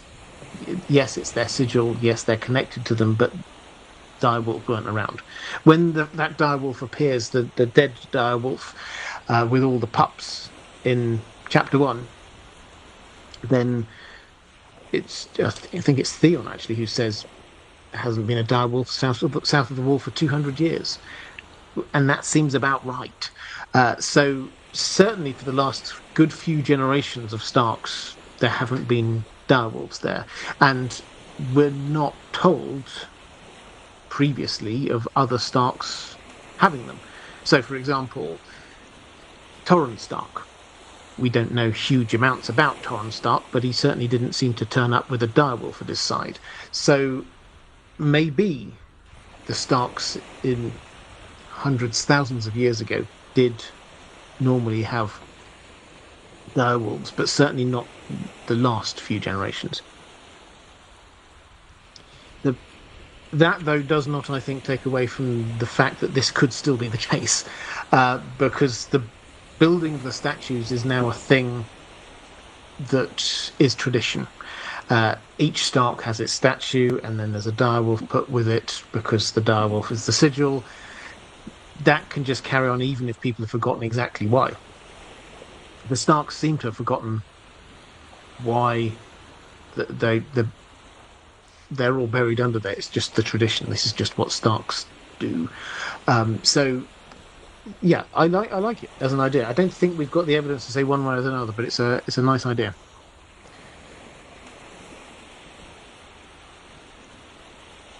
Let's go to Mara Lee saying, "Hi, Robert. Hi, Mara. If Robb had married a Frey daughter instead of the woman he did marry, would he and his mother have been killed? Would there have been a red wedding? Or was it always his and his mother's destiny to have been killed in any way?" I've always been curious as to the choices Robb could have made so that he could have the chance to live out his life to ripe old age as Warden of the North instead of being killed with the red wedding. What do you think? I like the idea that Robb Stark could have found a way to live a happy life. I do kind of stick, however, to this idea that his life is a tragedy in the purest sense, which is that once events have been set in place, I don't think there was any other way around this. Now, yes, we can certainly see if he hadn't gone to the crag, if he hadn't got injured, then Sybil Spicer might not have done the love potion. The Jane Westerling marriage might not have happened. In that case, what would have happened? Well, eventually, Robb would have had to turn his army back and head back into the Riverlands, because they would have got news somehow that Tywin Lannister and the Tyrells had joined forces and they'd taken King's Landing, and his ruse to be trying to get Tywin Lannister's army out to the Westlands, that had failed. So he was never going to capture Casterly Rock. Casterly Rock, George R. R. Martin has confirmed, is the strongest castle in all of Westeros. So he was never going to capture that. All he was ever going to do was annoy the Lannisters, cause some damage. And as I said, every single battle he was in, he would lose a few more troops. Eventually, he would have to head back. Also, with winter coming, with him no longer having Jaime Lannister as a hostage, with him no longer having the other Lannisters as hostages, with Arya disappeared, with Sansa soon to be disappeared as well, married off to a Lannister, there was no prisoner swap in offer. What was he actually now attempting to achieve down south? He couldn't get his father back. He couldn't get Arya back. He wouldn't be able to get Sansa back. What from that point on, what actually is the point of doing all of the fighting? If winter's coming, maybe he should just find himself a place to sort of hole up. Maybe he could get to Moat Cailin, retake Moat Cailin, fortify that, stay there for the winter. And then, let's not forget, he's heard Winterfell's gone. He was going to have to head back up to Winterfell and try and reclaim that. So, en route, he would have had to go to the twins anyway. And he would then have had to marry. That's the point at which he would have to marry a Frey. Now, would this change anything? Probably not. I tend to the view that Walder Frey would have turned regardless. Walder Frey, it's easily missed. I did do a video on this, but there was an Aziz one that was we did together. It's easily missed looking in the Frey family tree, but they try and suck up to people. Two families in particular, the Targaryens and then the Lannisters. Why? Because the Targaryens were the most powerful family in the land, so they named some children after Targaryens. And then after the Targaryens were gone, they switched their attention and started naming their children after Lannisters. And they'd already got a marriage between a Frey and a Lannister. So the loyalties were never 100% strong and clear.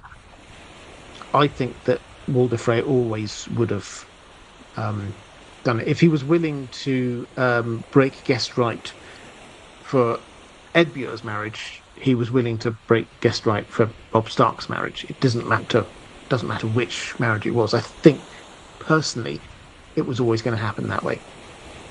The only difference, I think, is with Roose Bolton. Roose Bolton was also... Tywin was corresponding with him, and he managed to talk him around. And we see there's a fantastic Arya chapter where he basically makes up his mind to turn his back on the Starks and throw his lot in with Tywin Lannister. That seems to be on a knife edge for him. He thinks about this. Roose is a very cautious man. He thinks about this a lot. We don't know, because we're not inside his head either, what it was that kind of pushed him over the edge. But one of the elements definitely was when Robb married Jane Westerling. That kind of made him go, okay, so he's now going to lose the Freys. So that's the only thing that gives me real pause, but I kind of tend to the view that the Freys are so money-grabbing, or not all of the Freys, but certainly Walder Frey, money-grabbing and trying to get as much power as possible. that Tywin could have won them around, regardless.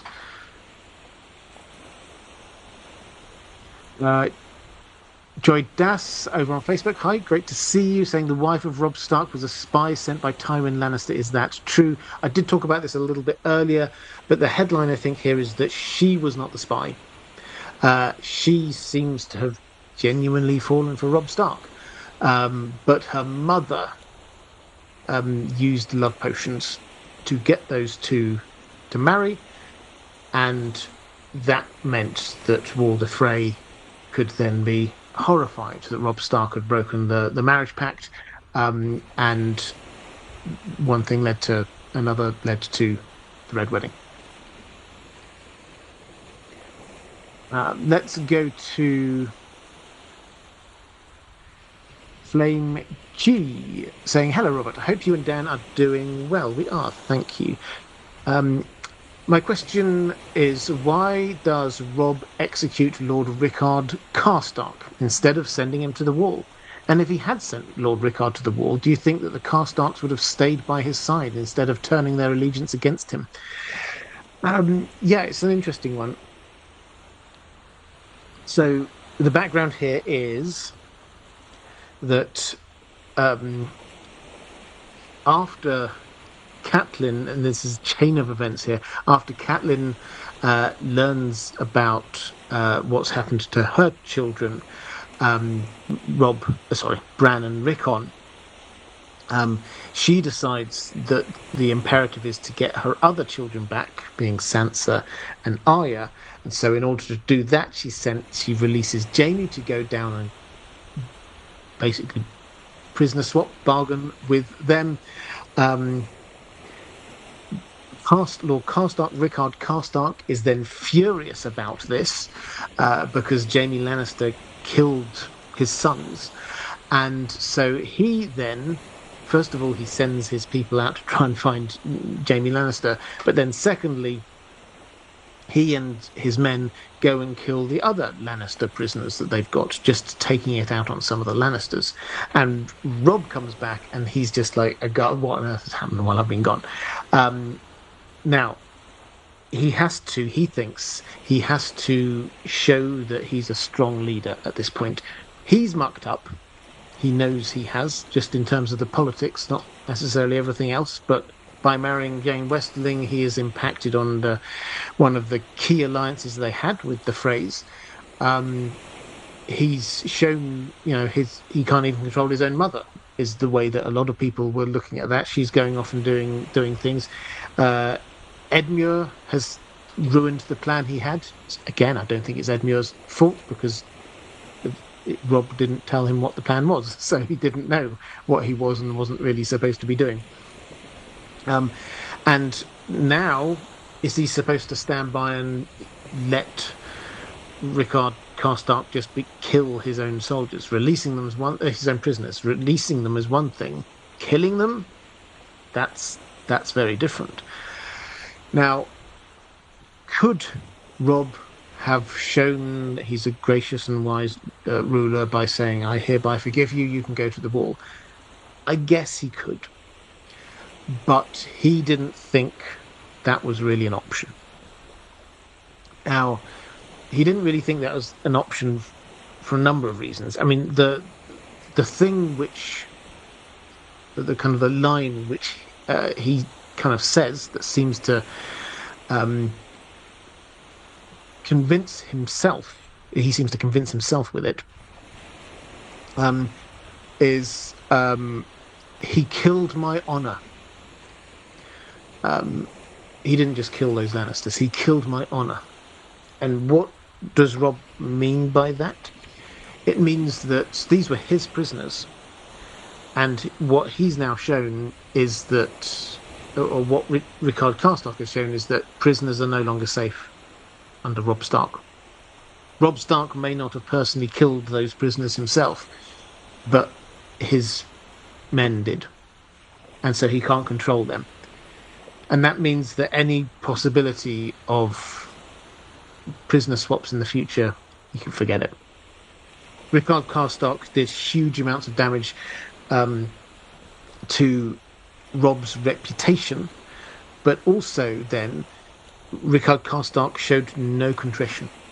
Robb comes back and basically says, "You shouldn't have done that. That was wrong and bad." And Rickard Karstark doesn't care. He just keeps on shouting at Robb, um, and he basically threatens him. And he says, "Go on. What are you going to do about it? Are you going to kill me?" Um, he starts hurling abuse at him. I mean, his last line was, "Kill and be cursed. You are no king of mine." Which seems to imply that he doesn't think that that Robb has the authority. If he's saying you're not my king, Robb doesn't have the authority even to send him to the wall. So would he even respect that? It's not 100% clear. There are practicalities. How would you get this person to the wall, given the fact that Moat Cailin, the North has fallen? Basically, Moat Cailin's gone. How are they even going to get there? So there are practical reasons. But fundamentally, Robb thought, I have to prove that I'm a strong leader. This guy is pushing me into it. He's wanting to be killed. He doesn't want to be sent to the wall. So could Robb have done it? I guess so. But he didn't think he had any choice. The interesting thing, though, is you say, would this change how the Karstarks would have reacted as a whole? The Karstarks were divided. When Alice Karstark appears in the story, she basically her uncle, because of what's happened and Rickard's now dead, her uncle tries to stage a coup, marrying Alice Karstark, who is about Robb's age, and she escapes and she heads up to the wall and basically takes sanctuary with Jon Snow. And Jon goes to talk to her, and he's thinking to himself, this might be a bit awkward, because my sort of brother, at least that's how he viewed Robb. He killed Lord Karstark. But Alice is like, yeah, he could get a bit angry sometimes. We kind of understand. He kind of put that on himself. He shouldn't have killed those prisoners. Yeah, some of us are annoyed, but I understand. And that seems to be half of the Karstarks seem to be in that camp. So this wasn't just you killed our lord, everybody's gonna hate on the Starks forever. Some of the Karstarks are understanding. And it's also worth pointing out that the Karstarks see themselves, this is something Rickard Karstark was throwing at Robb, was that they see themselves as part of the extended Stark family. He accuses Robb of saying, if you're going to kill me, you will be a kinslayer. You're killing your own family doing this. So there's a kind of a depth there that some of the Karstarks are viewing the Starks not just as like their overlords up there somewhere, but they're actually part of the wider family, and they recognise that Rickard had a bit of a temper on him. Question, did I get another? Roman Likovets, was there ever an actual chance for Robb to ally with Renly? Or was him being king in the north a complete deal breaker for any Southron alliance? Well,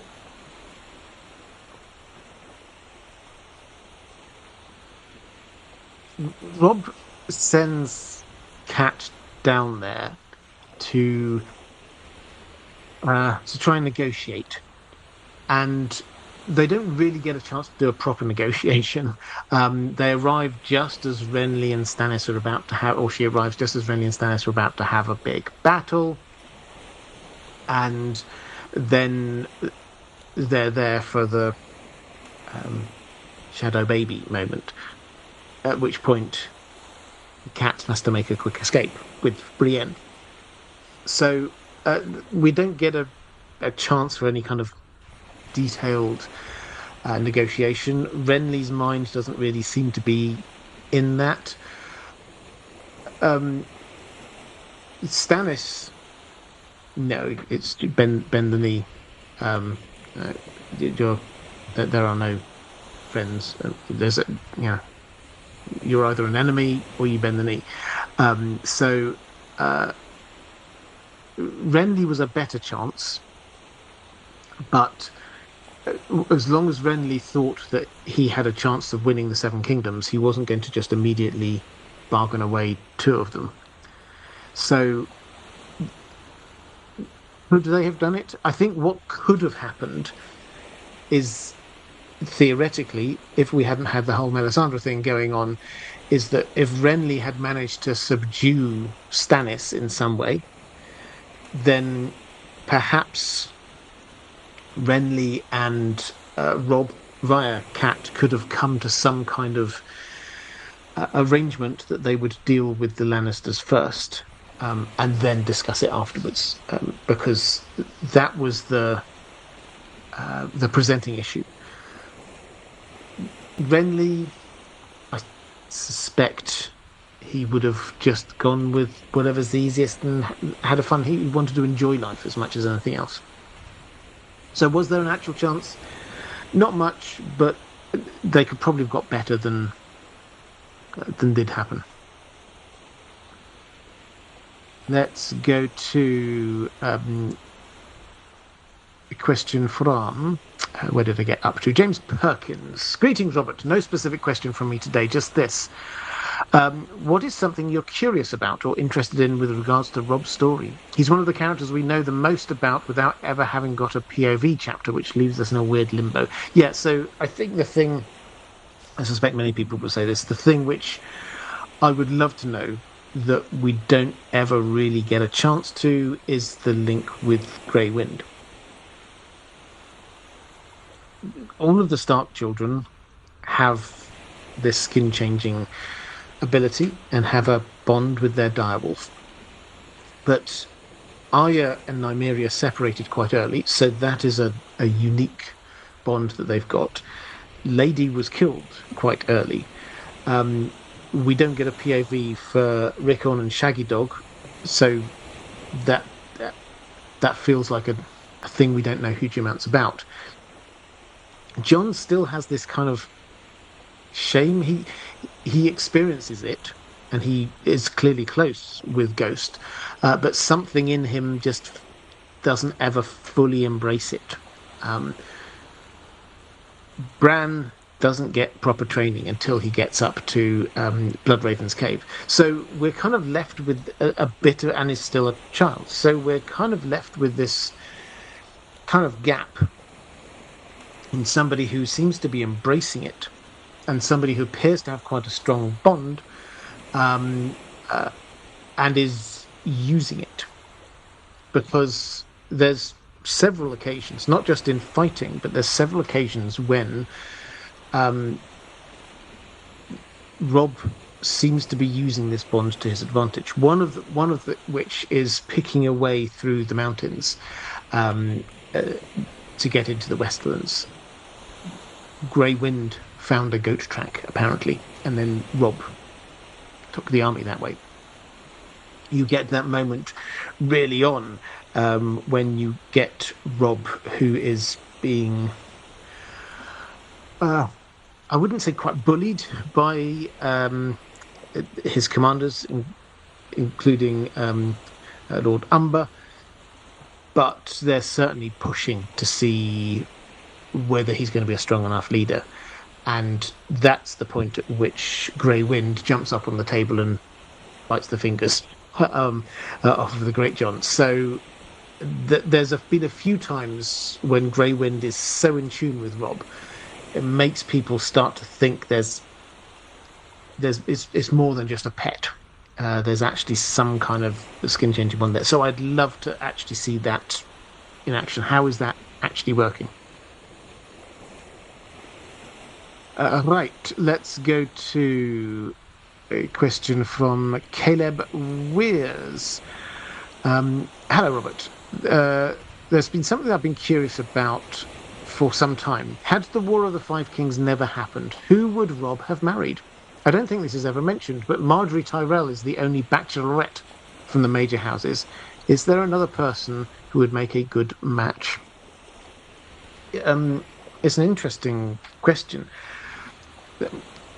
Yes, we've got Marjorie, um, and she always will have been um, the most eligible in probably in that sort of elite Lords Paramount family group.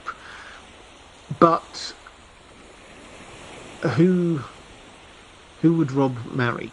And ultimately, it's it would have been down if none of this had happened, if they'd lived their happy best lives in Winterfell, it would have been down to Ned probably and Cat to be deciding who's the most appropriate person for um, Robb to be marrying. And I kind of get the feeling that Ned would have wanted a northern family. Ned, after what happened in Robert's Rebellion, he retreated up to Winterfell, and other than when he absolutely had to, he did not leave the north again. He was very happy to leave all of the stuff down south well away, and he was just going to focus on what happens in the north. So it's noticeable that he never seems to be thinking about, oh, what happened to him? Can I get a fostering opportunity for Robb? Robb was exactly the right age. In fact, he was probably a bit older. The age at which you might put your son somewhere for a bit of fostering.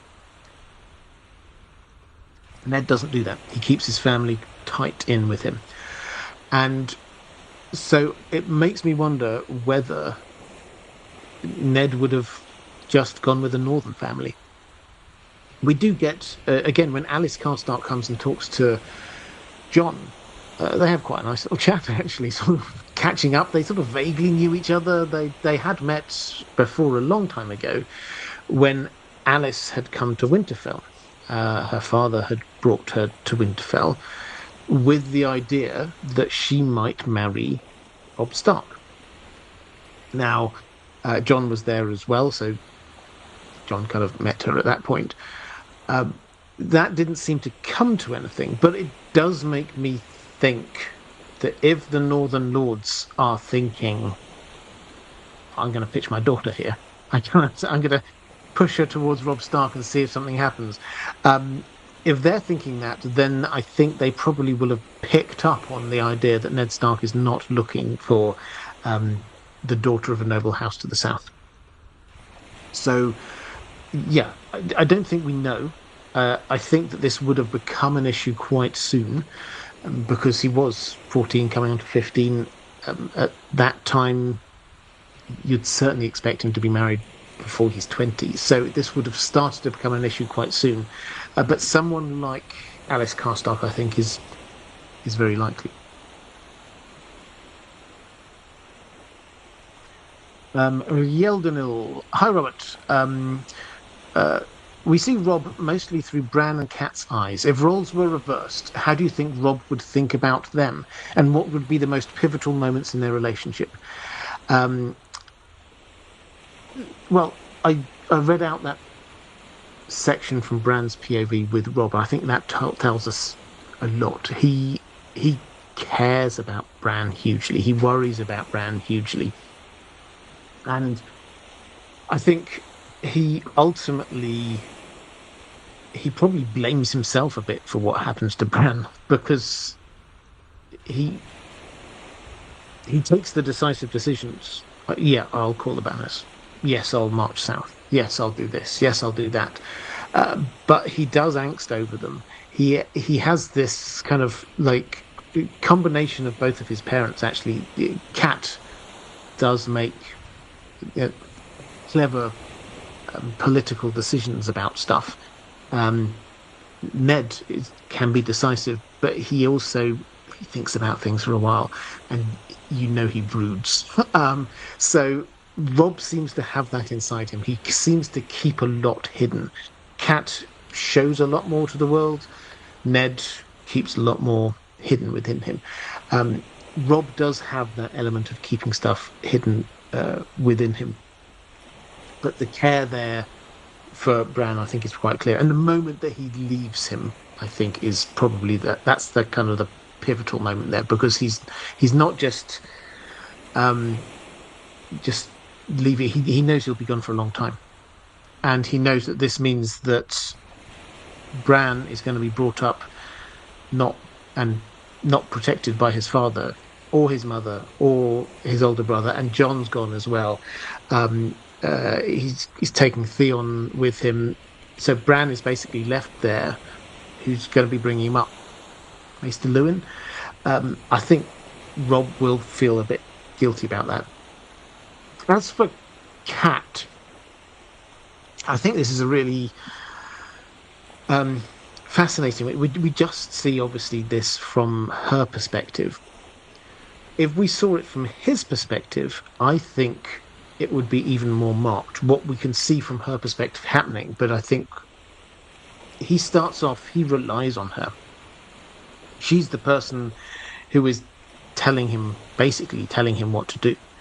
You need to call the banners. You need to be marching. You need to be strong here. You need to. She tells him lots of things. We need to be dealing with Renly now. We need to be doing this. She's the person who's sort of nudging him onwards.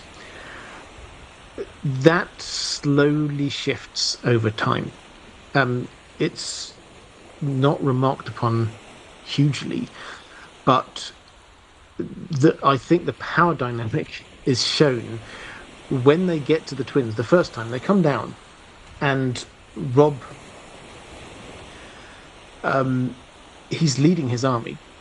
He's come up with this idea that he's going to head off, which is his idea, but they need to get across. And his mother says, "Yeah, I'll talk to Walder Frey," and she goes in there, and she agrees to stuff, negotiates, comes out, and tells Robb, "Okay, so this is the deal."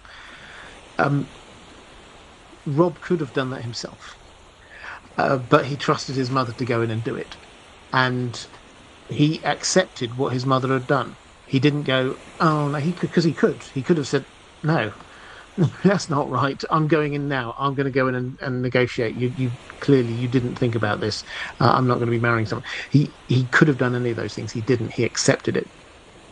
But the further on into this story you get, the more Robb is standing up for himself.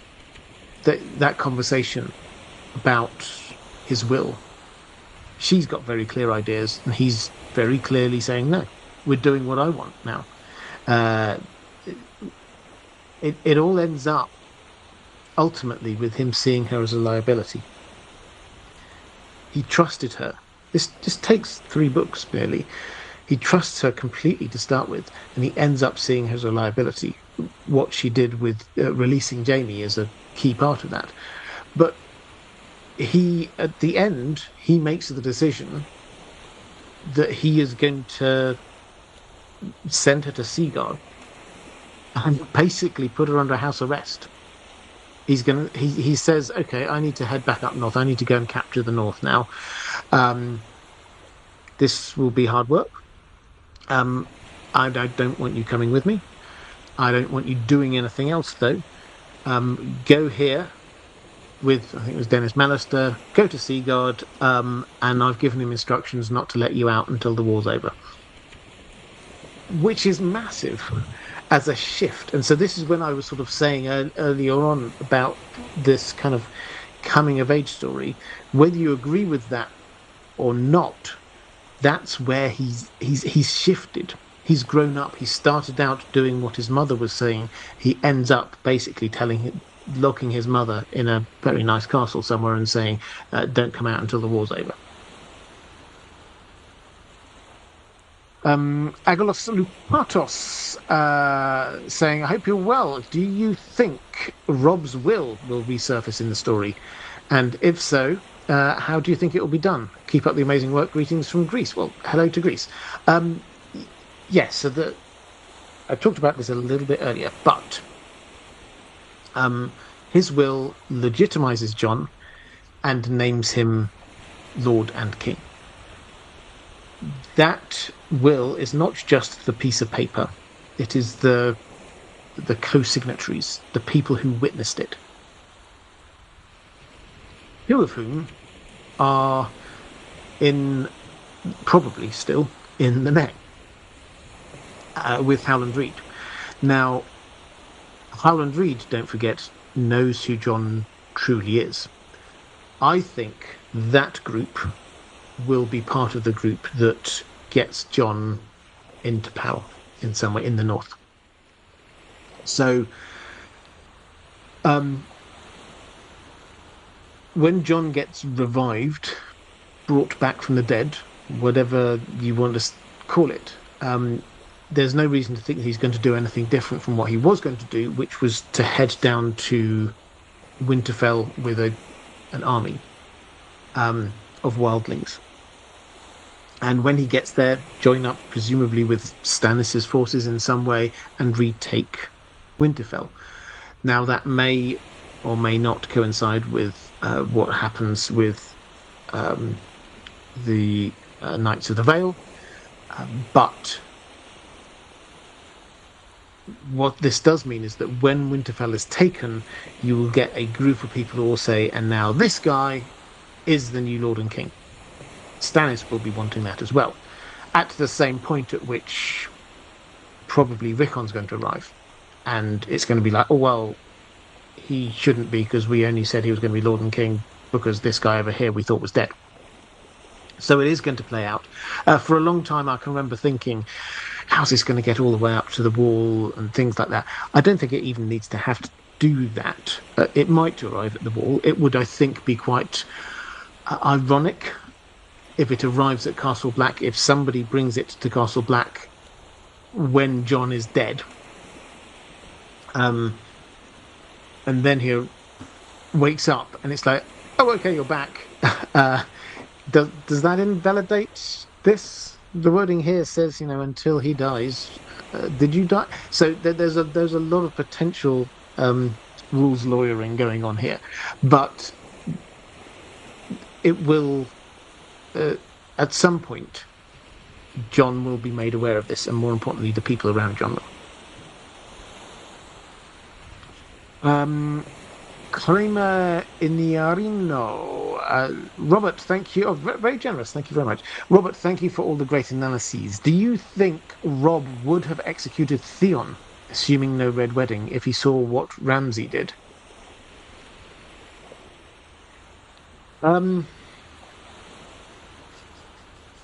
So, well, there's a lot of layers to this. So,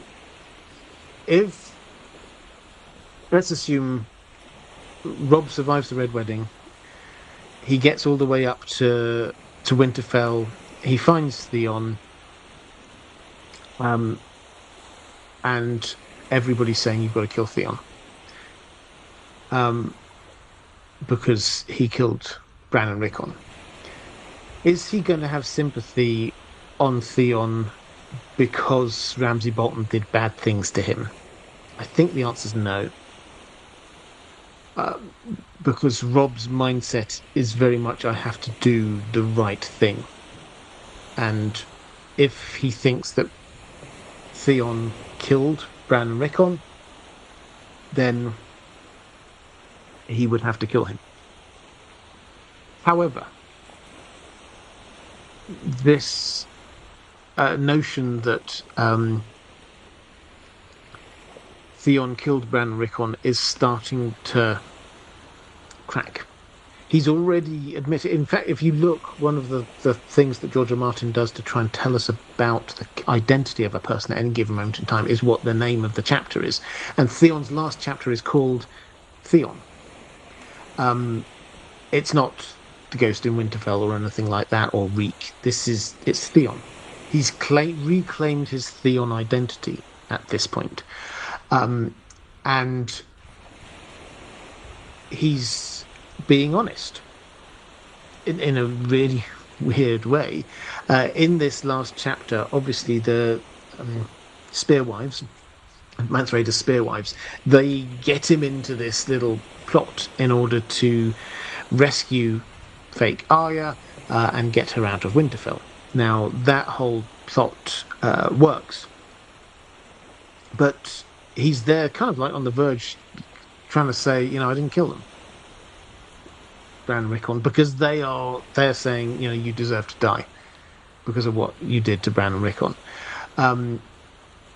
He's starting to get to be truthful.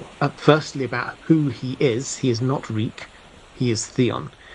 And he's also kind of, though, wanting to die. But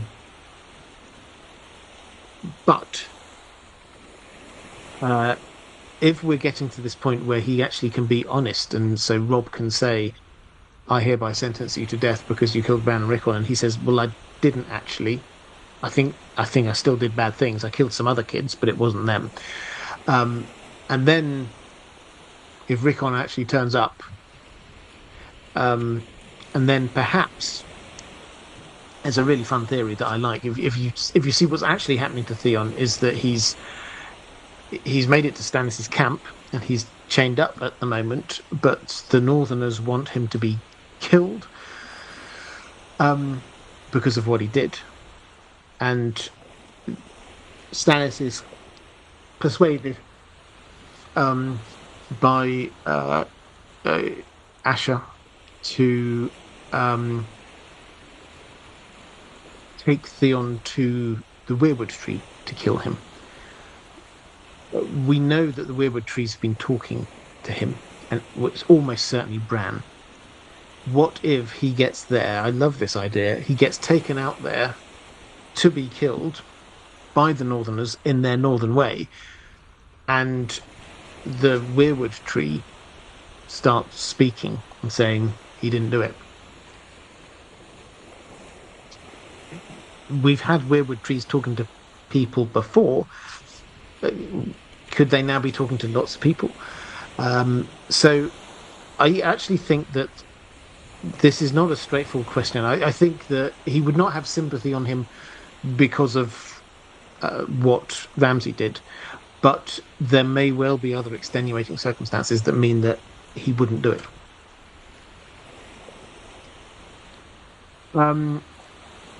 Okay, I think those are my questions about Robb.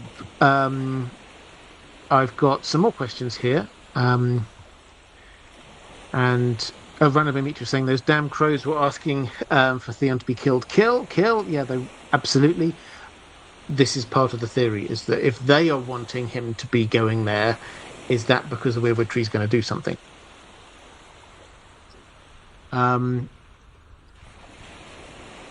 Greet Weirwood, would Theon's blood be considered King's blood? Would he be used by Mel? Yeah, it's an interesting question. So King's blood is not an exact formula. Let's start with that. Is that it's so she clearly thinks that the bastard son of a king has got King's blood. Okay. Then the thinking is that she may well think that Aemon. This is what John's thinking. She might think Aemon's got King's blood. Why is that? Well, he's the son of a king. He could have been king. He never was king, but there's kingish stuff around him. His brother was a king, so maybe she might go for him. Also, what about Mance Rayder's child? Mance Rayder was the king beyond the wall. So does that mean his child is? Well, the wildlings don't work that way. They don't think that child actually is a prince. But Melisandre doesn't seem to think. So I think the short answer is she probably would think anyone in relative proximity to kingship in some way is potentially someone with King's blood. So Theon is the son of a king. So yeah, I think that's entirely right. Question from. Okay, let's get back into the Mad King stage play. We've got a couple of questions about that. Lady Pushkin's saying, I've got my Mad King tickets booked and I'm very excited. I'm excited for you. How spoilery or revealing do you think it will be? Do you think it will be mostly what we know already? Okay, so for those who are sort of coming new-ish to this stage play, opening this summer in Stratford-upon-Avon, Royal Shakespeare Theatre in central England. This was not written by George R. R. Martin, but he has been actively involved in it. And it's set during the tourney at Harrenhal, where a lot of things happened. Now, in terms of spoilery, I mean, I'm not sure I'd use the word. I think, in the sense in which I suspect you're using it, yes, I think this will be spoilery. I wouldn't use the word spoilery myself. I think we will learn a lot of stuff, is the way I would put it.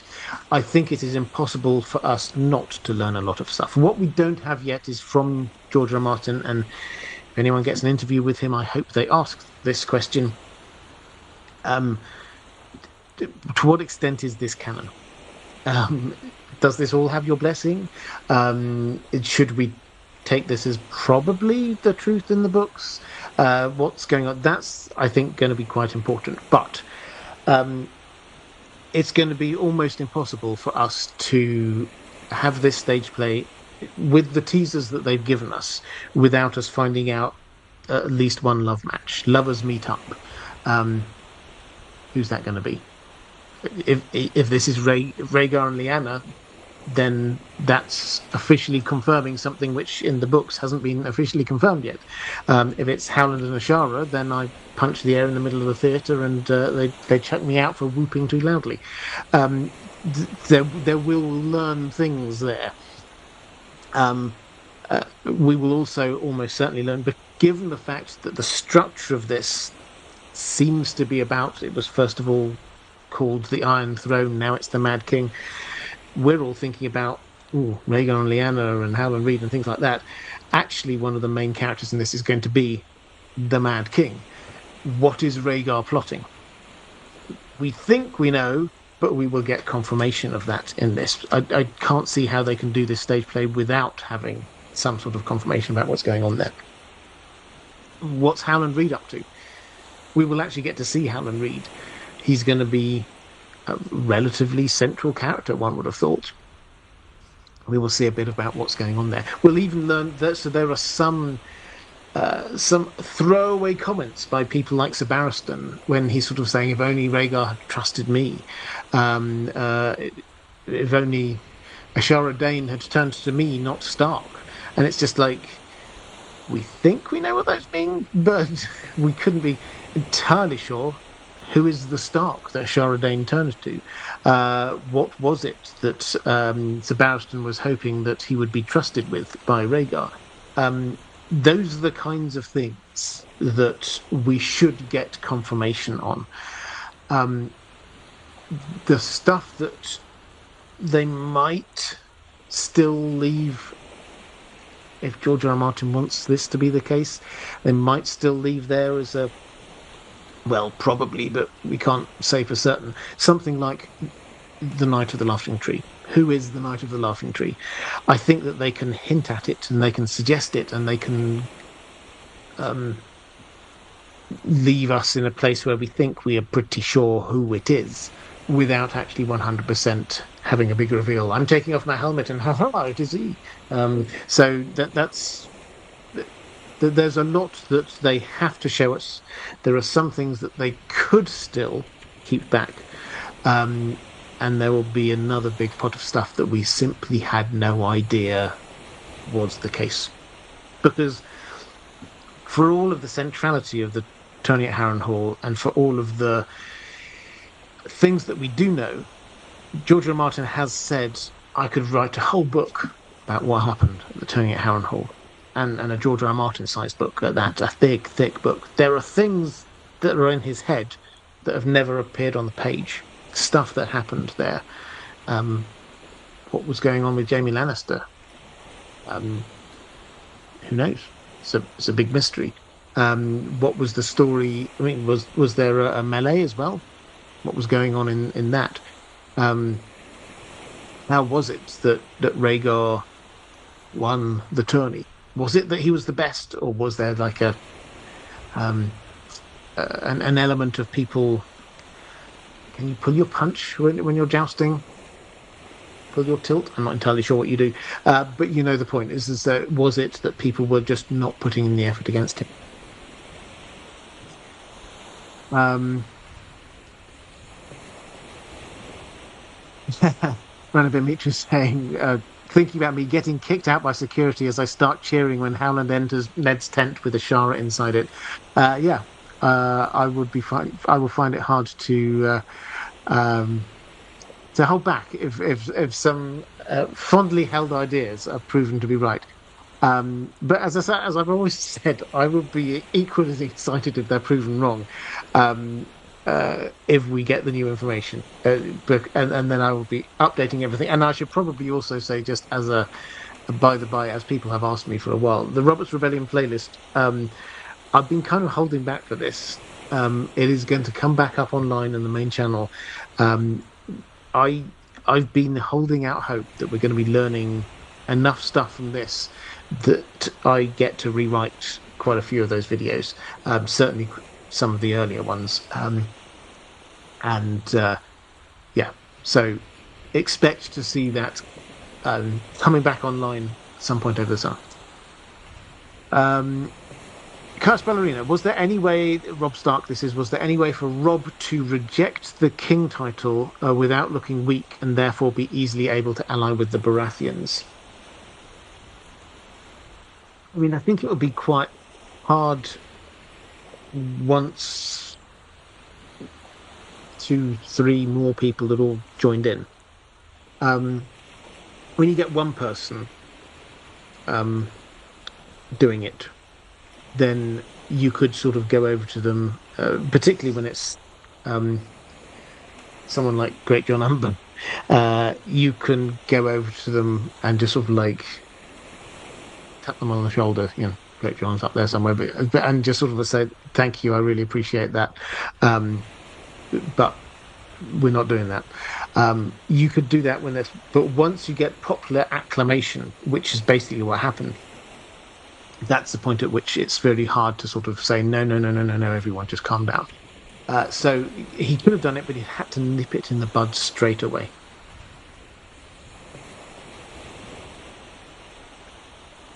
Um, uh, that's now it's Key the Stallion. It's this. So okay, I can't read it. I'm afraid all the letters that are gone is something to do. It's something to do with the stallion. So saying I've been thinking about how George depicts brother relationships. My personal favourite is Stannis slash Renly. Have you thought about this, especially concerning Robb's relationships with John, Bran, and Theon? Yeah, um, John, Robb, Bran, um,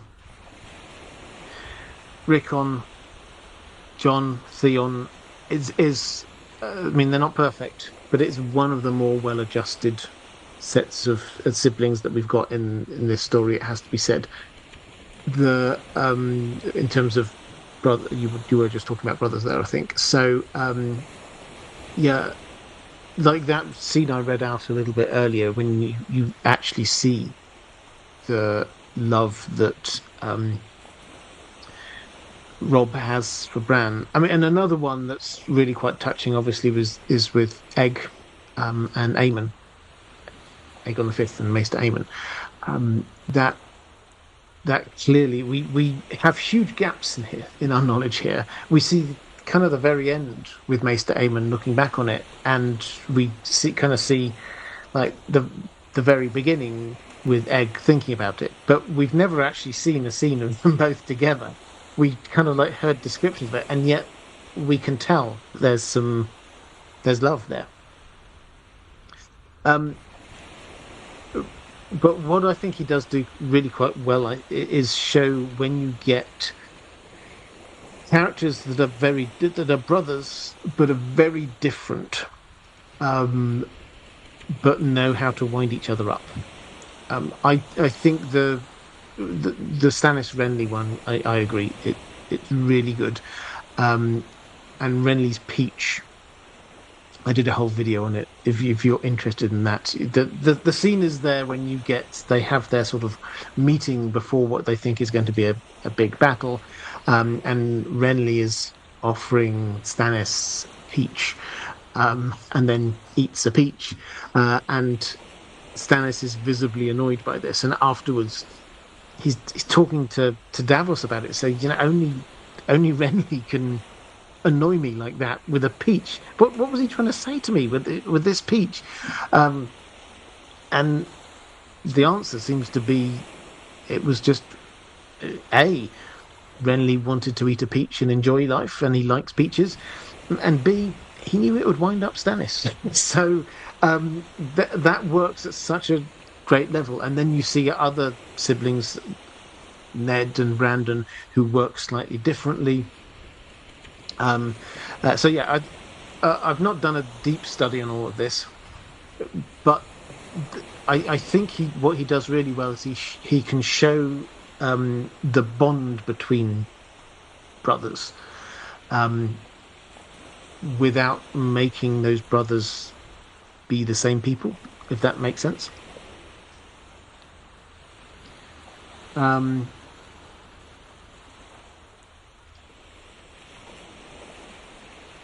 let's go to. I think I have one more question in the chat. Maybe I didn't. Um, no, I think I caught up in the chat. Let's go to another. I had one other question. Ranabin Mitra, you were asking also about the stage play,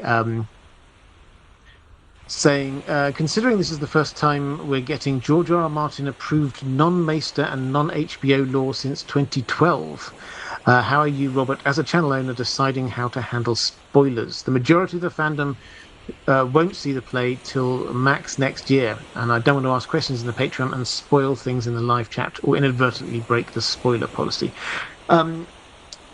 Yeah, I haven't come to a full conclusion on this one, it has to be said. I do need to, and I will let you know once I do. I would love to know, first of all, if you're watching this, you won't hear me if you're not watching this. If you're watching this live, put something in the chat right now. What you think in terms of spoilers and sharing the information about what's in there. Or if you're watching this back a little bit later, put it down in the comments. I will read them all, I promise. I'm just trying to gauge a little bit of opinion on this.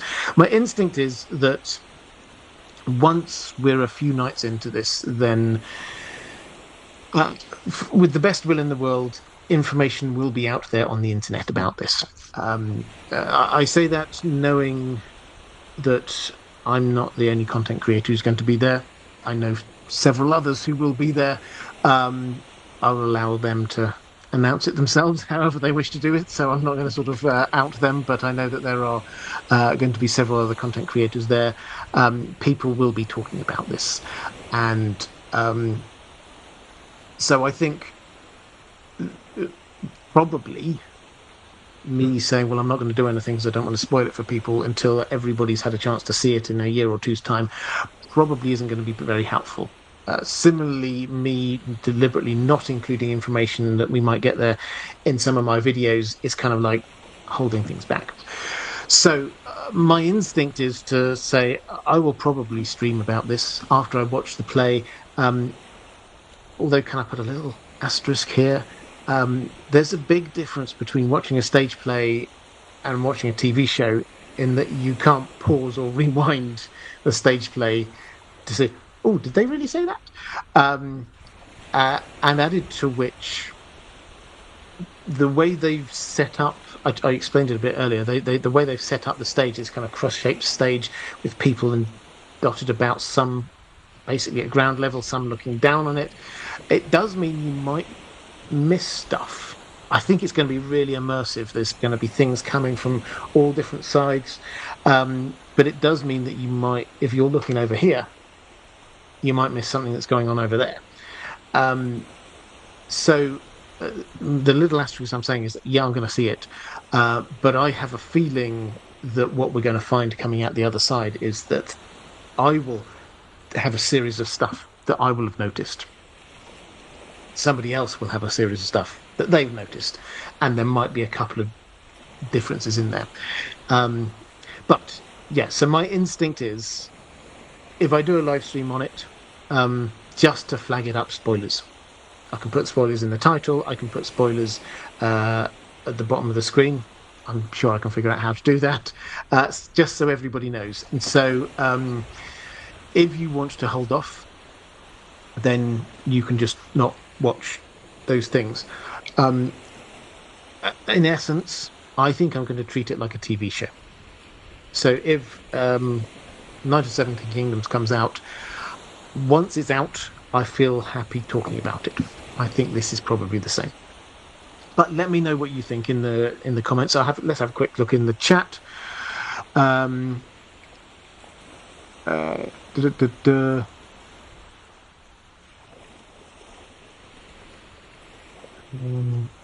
Quick flick through. Spoiler Ray says Richard Tabor. Ranabin Mitra saying be good to get people's thoughts from my people. Spoil it. Just want to know what happens. Share, says Stephanie Frederick. Andrew K. Share the information with a warning for spoilers. Carl Karsnark. I don't care about spoilers. I want to see the performances, etc. Spoiler Way. Okay. I'm getting everybody saying just say. So Lady Pushkin saying I'm stalls B, so quite close, I think. Is that row B? Yeah, probably is quite close. Yeah, I mean, I think the only thing at the risk of sort of being a theatre aficionado, my general rule is not to be like on the front row or two, because then you're sort of looking up a little bit at the action, and I personally prefer looking down at it all, but that's just me. As I said, I think one of the good things about this probably is going to be there in the middle of it. It's all happening around you.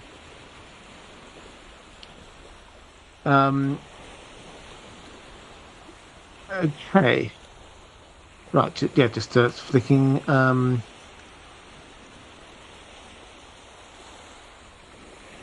So, Carl Karsnark just giving spoilers for Hamlet. I don't want to hear it. La la la la la la la.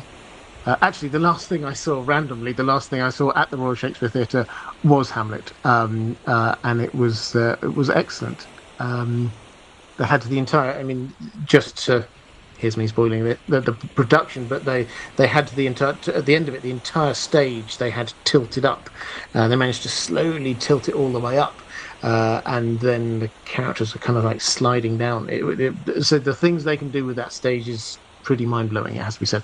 Kai's Ballerina asking, would Robb have executed John for desertion? Well, that's a really interesting question, isn't it? I think instinctively no. This is right at the beginning, if you remember, beginning-ish. And then John abandons the Night's Watch.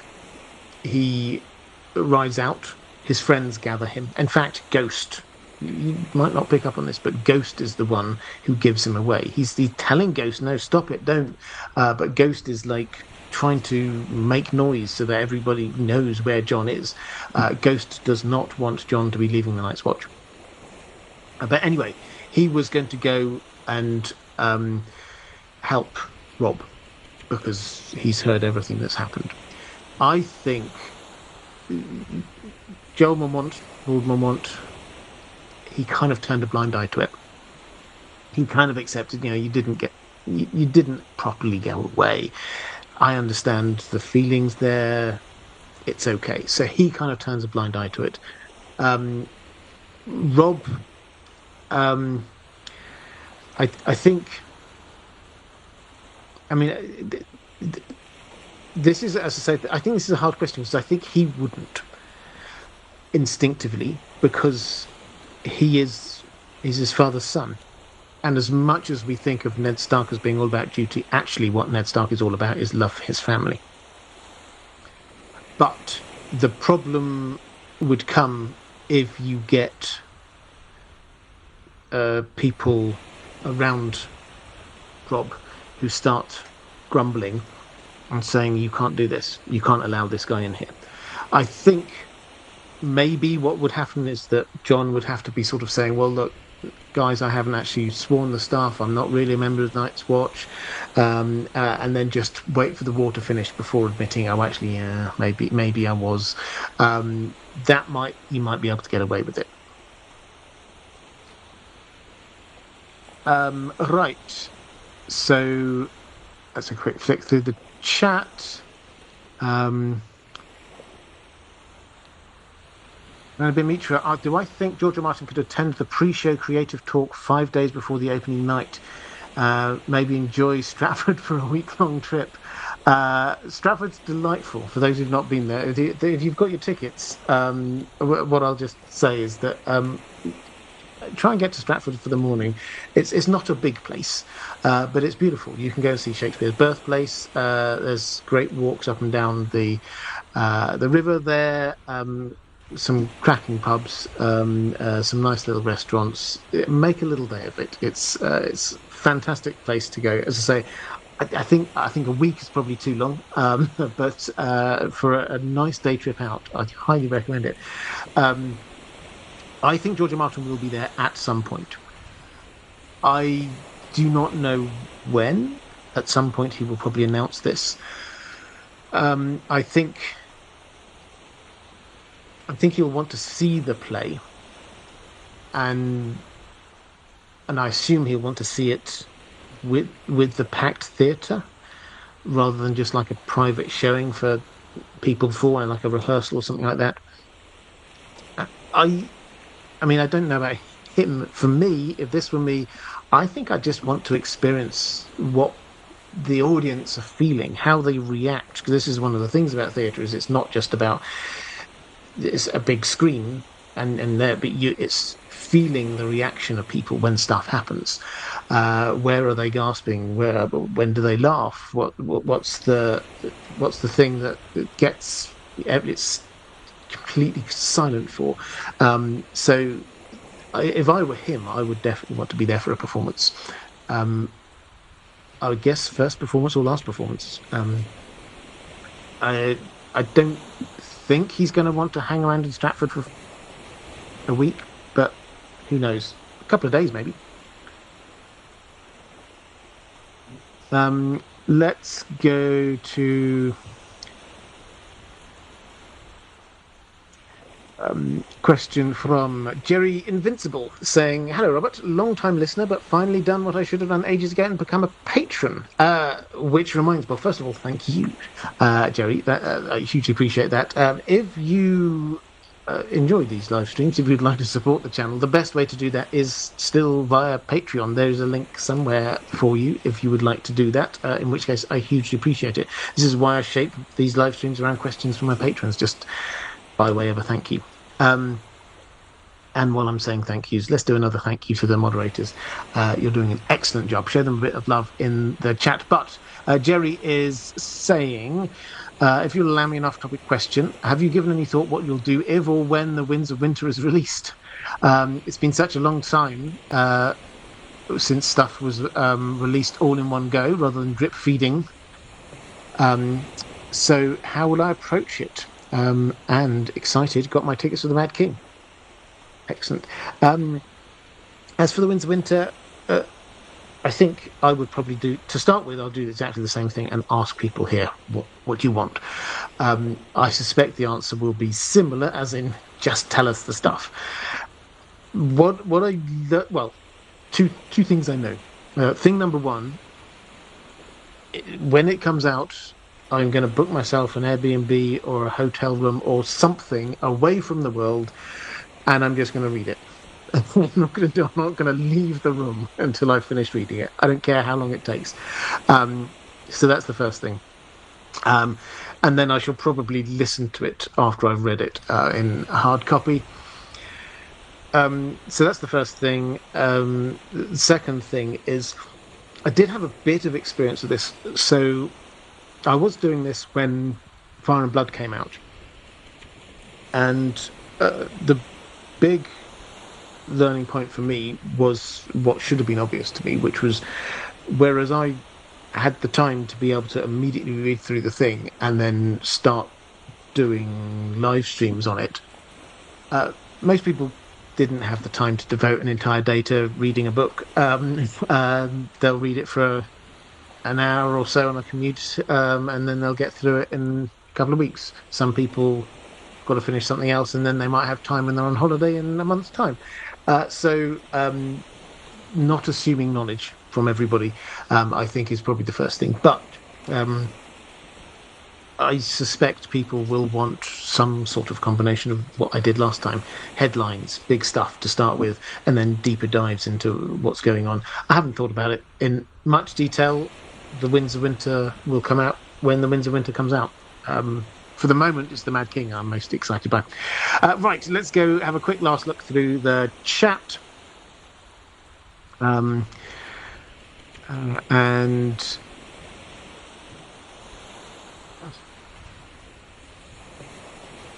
let's go. Book the Roundabout Meet was saying book the B&B on the Isle of Skye. Long way to go. Richard Tabor saying, isn't stage direction reversed in London versus in New York City? Yeah, absolutely. And when they do it in Australia, they have to put the set upside down. The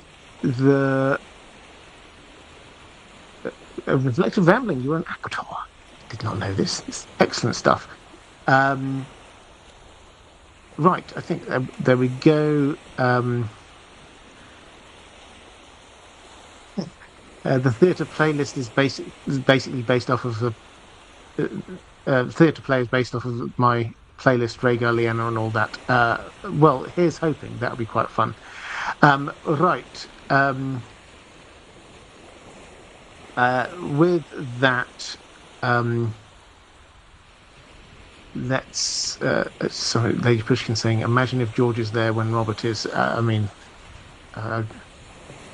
All my Christmases at once. Right, I think with that, let's start thinking about stuff on the main channel I want to tell you about. Oh, I'm starting doing a new series breaking down Aegon's invasion. I think the first one's coming out, I think it's tomorrow, some point soon. But yeah, so it's going to, I don't know, it might be 8-9 part series. I just realised I'd never actually kind of fully broken it down for people. So yeah, we'll start out. What did the Seven Kingdoms look like before that? Why actually did Aegon invade? What was the actual trigger? And then we sort of start working our way through Harrenhal, the Field of Fire, things like that. So yeah, that's a series I've got that'll keep us going for a couple of months until we can pick up again with the stage play and then the Robert's Rebellion playlist, I think. So that's all to come. A Lord of the Rings stuff too. I think that's probably all I was going to say. I should plug one other thing. What should I be plugging? Let's plug Spotify and Facebook. If you want to watch my videos, the main channel videos, they're all being uploaded at the moment onto Spotify and onto Facebook. So I'm doing them one a day there, so they will catch up at some point, and then we'll get the same kind of release schedule. If I do something on YouTube, it'll come out as well at the same sort of time over on Facebook and Spotify. So that's the cunning plan, that we're just trying to get everything down. And if you can think of other places that I should be uploading stuff to, let me know down in the comments. But right, that is it. If you have got this far through the video, then appearing somewhere around here on YouTube at least will be a link to other live streams that I've done. Appearing somewhere around here, it's going to be a link to my Patreon page, which is still the best way to support this channel if you wish to do so, in which case, thank you. Okay, that is all for this time. We'll be back next time with, where do we get to? Bran? Rickon? I can't even remember now. Whoever we've not done already. And I think it's Bran. Yeah, that's it. Take care, everyone. I shall see you again at the same time next week. Bye.